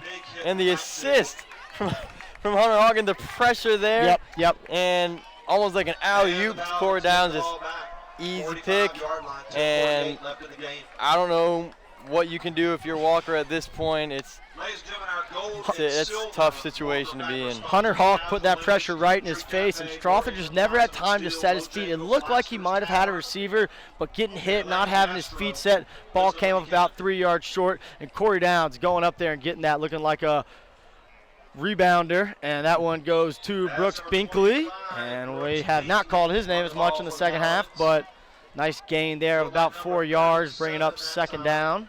With that pressure on that play, a couple plays go by Hunter Hawk, a lot of people sit at home and watch a game and they say, oh, he had a guy wide open downfield, why didn't he throw it to him? Well, you got guys who are 5-6 feet tall in front of you. Right. You got guys rushing you right. who are 5-6 feet. So, and you have to think within like 3 or 4 seconds, make a decision and make a good throw, and that's not easy to do. Quick throw out to Downs, makes one man miss, and he's cut down there. A late flag comes in. They might get Barozas with a block in the back, which would seem like a little bit of a petty call, but we'll see if they get him. Going back to your point, it's definitely easier to play quarterback on the couch than in the pocket, huh? Definitely. Those armchair quarterbacks win a lot of MVPs these days. So I think they are going to get Barozas for that block in the back. It'll be a 5-yard penalty from the spot. Downs with another catch. He comes off to the sideline, getting attended to a little bit. Nothing serious from the looks of it. The penalty against the Paladins, that'll help the Wolverines. So this will bring up a second and long for Pinecrest. Ball moved down to the You know, we haven't seen McCarthy carry the ball too much tonight. He had 14 carries last week, 2 touchdowns. You know, I can only think of one time where he carried that ball this whole game, and it was early in the game. It's been a lot of pitches and a lot of dives to the B-back. And there is Binkley over the middle to the 40, breaking a tackle down to the 35. We've called Binkley all night. That time, it was Jack Binkley. I think what McCarthy hasn't had in his running game, he's made up for partially in his passing game. Is some great passes. Now he's getting into a rhythm. And sure, we haven't seen many runs from him in an ideal game. He usually gets a lot more runs, but this is a different kind of game where it's going super quick and your offense is on the field a lot more. It's complicated. And so to see him passing like this, it looks good for the rest of the season because, I mean, you can do a lot more on offense. Yep. Hunter Hawk with the delay handoff, makes a man miss to the left side. He's at the 30, and he's cut down. Another flag comes in. And we talked about that hook and ladder play, right? It was just a little 5-yard stick route. It was McCarthy's first completion of the year. Since then, he's been throwing great passes. You know, he just needed that first one, that monkey off the back, just remembering, man, I'm a quarterback. I can throw the football. And he's done a nice job. That last pass he threw to Binkley was a really nice pass. It's great. And McCarthy has such a great arm. We were watching him warm up before, and this looks so natural. It looks like he can just, at any point, just sling it. And to see him passing like this accurately and powerfully and precisely, it's exactly what you want to see, especially of a triple option quarterback, knowing that he can do that. He's back to pass again. He's going to go Downs on a sideline route and thrown out of bounds. That's a tough throw to make, right in the sideline.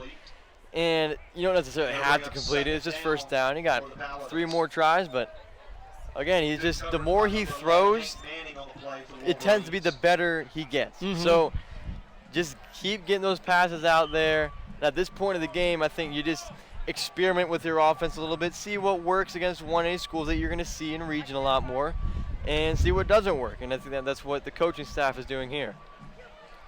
So Addison Ale in it, A-back for Holler. Barroza's on the other one. Hunter Hawk is the fullback. He's going to pitch out to Barroza's. Makes one man miss and makes another man miss. Barroza's 20, 15, 10, 5. Touchdown. Paladins, they're running away with this one in Marietta.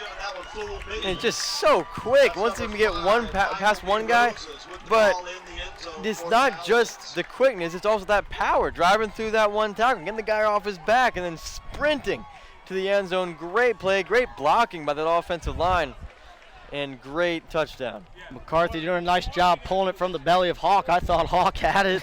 McCarthy took off. Beautiful pitch out to the edge. Barroza's made a couple man miss. And then you talked about when he puts that foot in the ground, he's quick. He gets upfield in a hurry. Super quick. So Stuart Jeans on for the extra point. It is up. And it is good. I don't know about you, but I think we got to get Stewart to get that hop step into the field goal somehow. It would just make for some quality TV. So Michael Barroza scores his first touchdown of the year. Barroza, I remember 2 weeks ago in that Discovery game, Holler, we talked about it, 6 carries, 122 yards, 2 touchdowns. He was the star, right? They were getting the ball in space. But Barroza was setting the edge for him so well. He was throwing all those blocks, and it didn't seem like Barroza even cared that Holler was getting all the carries, right?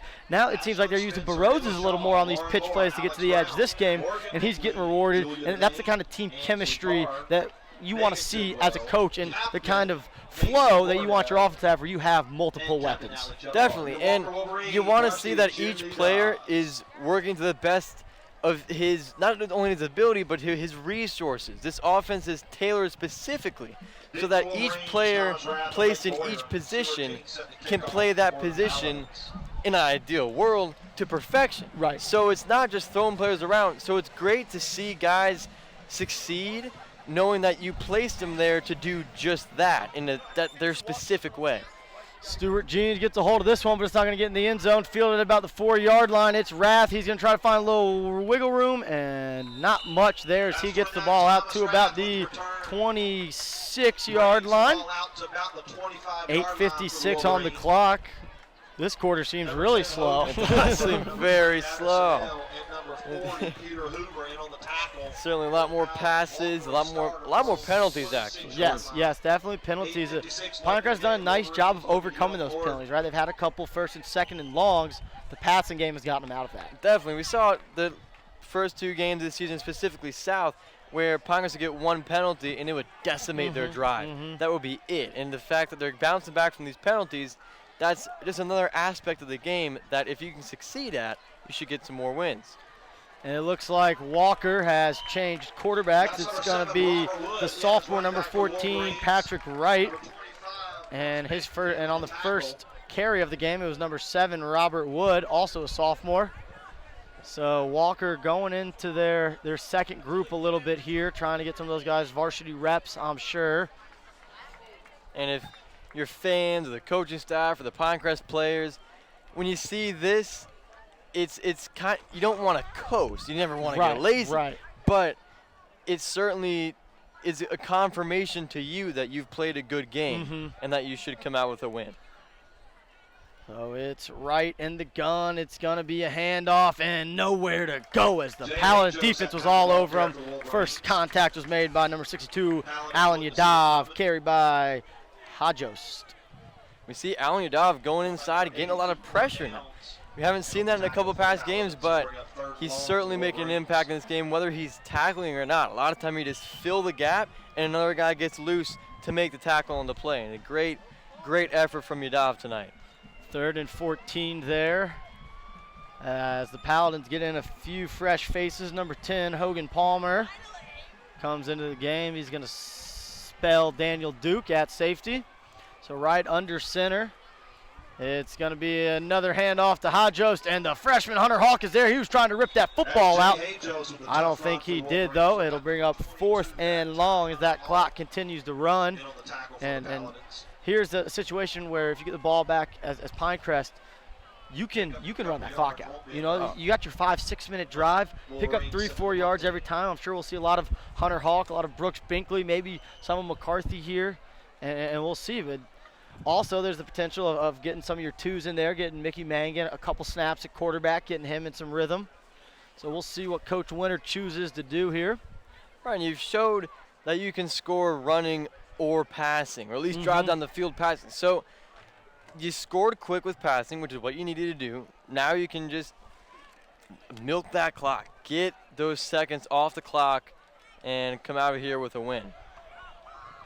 And that ball is going to take a nice Walker bounce as it's going to roll to about the 43-yard line. Puts the Paladins back on their own 42-43 And yard line. second game in a row here for Pinecrest. Of course, against Discovery, they went down 7-0, ripped off 28 points in a row.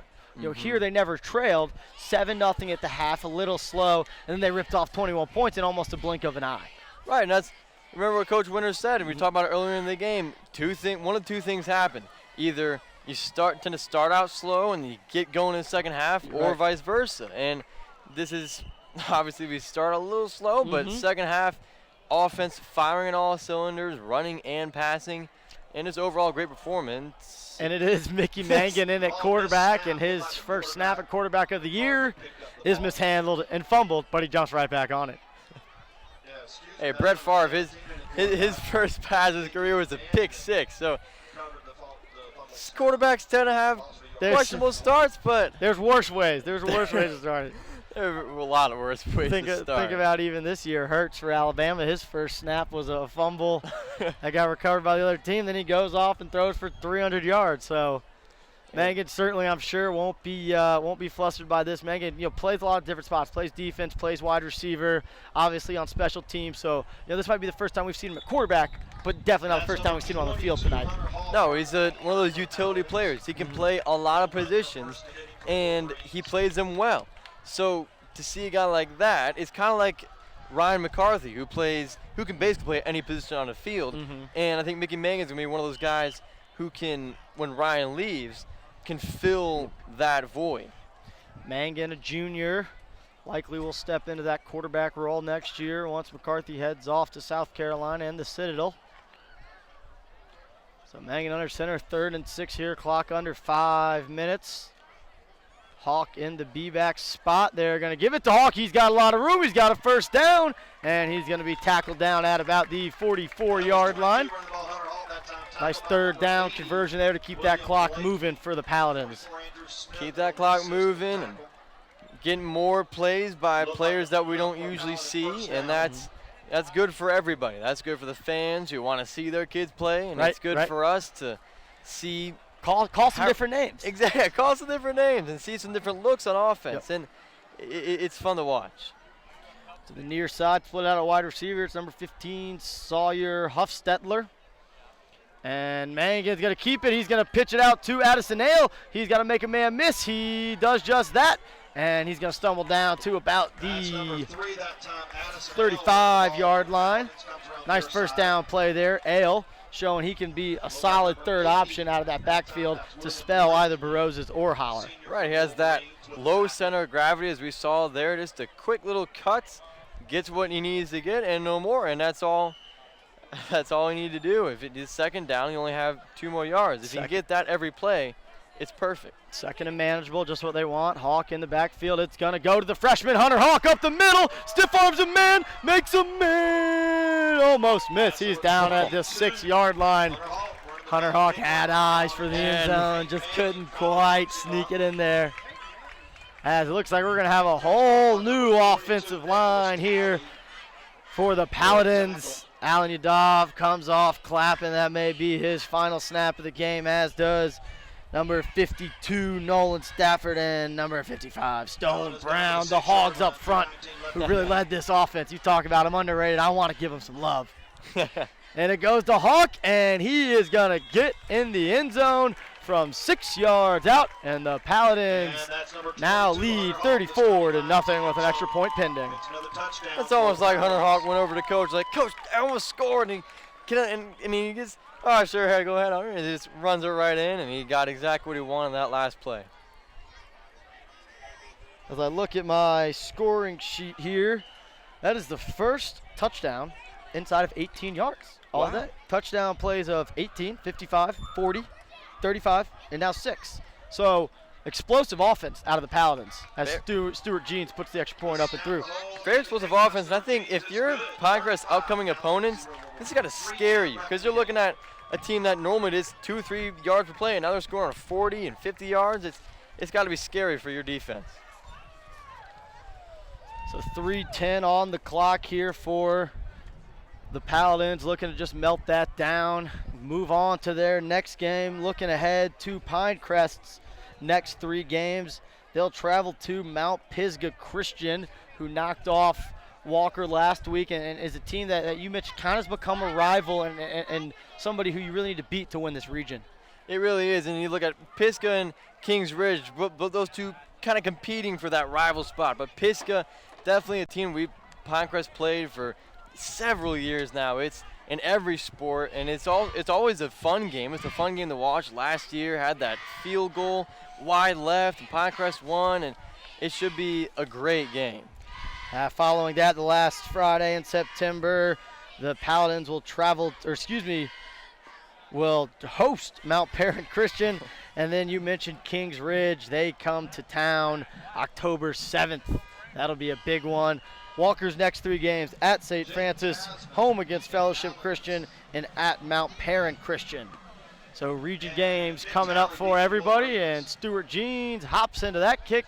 And is it going to stay in bounds? It will roll out of the end zone for another touchback.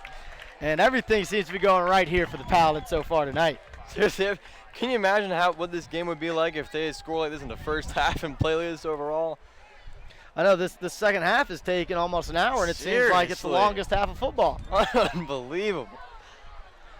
Looking down at the Paladins sidelines, a lot of smiles on the faces of coaches and players. Everyone excited to get that first region win, get back in 1A play and dominate the way you know you can. Right, and against a 1A team, Pinecrest offense and defense, for that matter, is built to beat 1A teams. The fact that they beat a 7A team is great.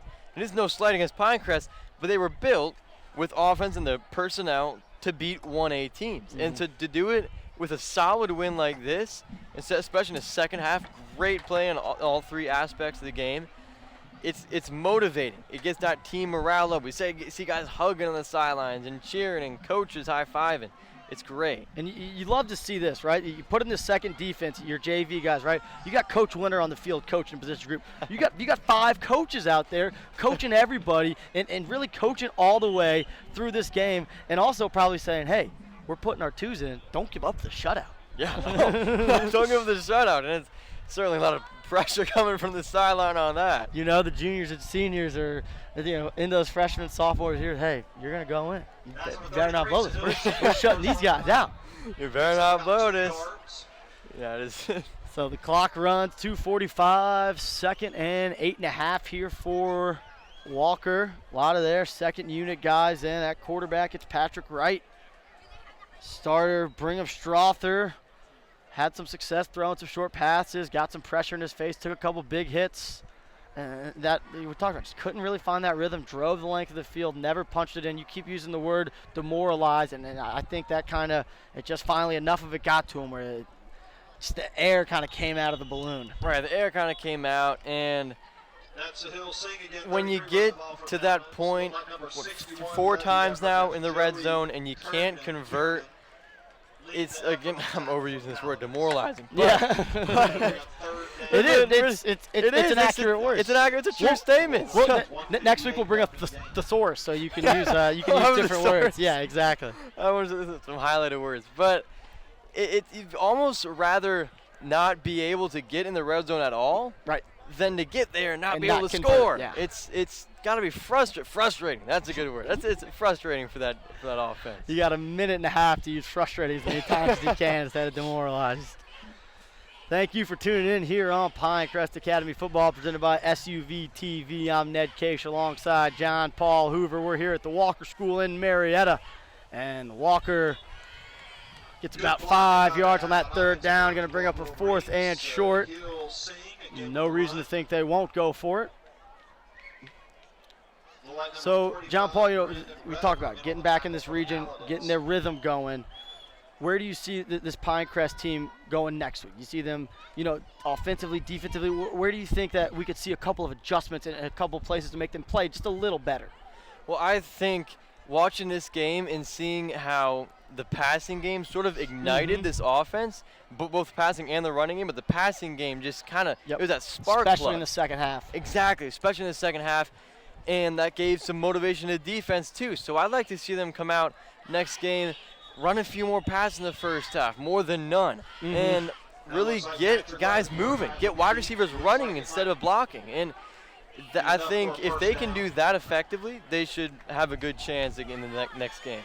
And this Paladin defense, we're hopefully don't jinx them here, but it looks like they're going to get a shutout and had 3 shutout quarters last week, so 7 straight shutout quarters here for this Paladin defense. They've been really impressive and really taken to heart that bend but don't break philosophy.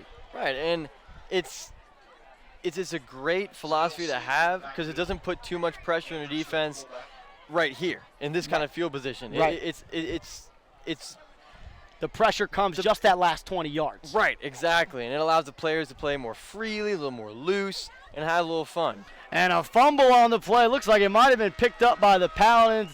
That'll be the final play of the game. The final score, Pinecrest Paladins 35, Walker Wolverines 0. The Paladins come in and spoil homecoming for Walker. They move to 2-1 on the year, 1-0 in the region. Walker falls to 0-4 and 0-2 in the region. John Paul, any closing thoughts? I think if I was Walker, I would just focus on that homecoming dance and have a little fun there, and I'm forget about this game. That's my closing thought. Well, we will be back next week here on Pinecrest Academy Football, presented by SUV TV. We'll be at Mount Pisgah, Christian over in Johns Creek. For Ned Case alongside John Paul Hoover, thank you for tuning in tonight. Enjoy your weekend.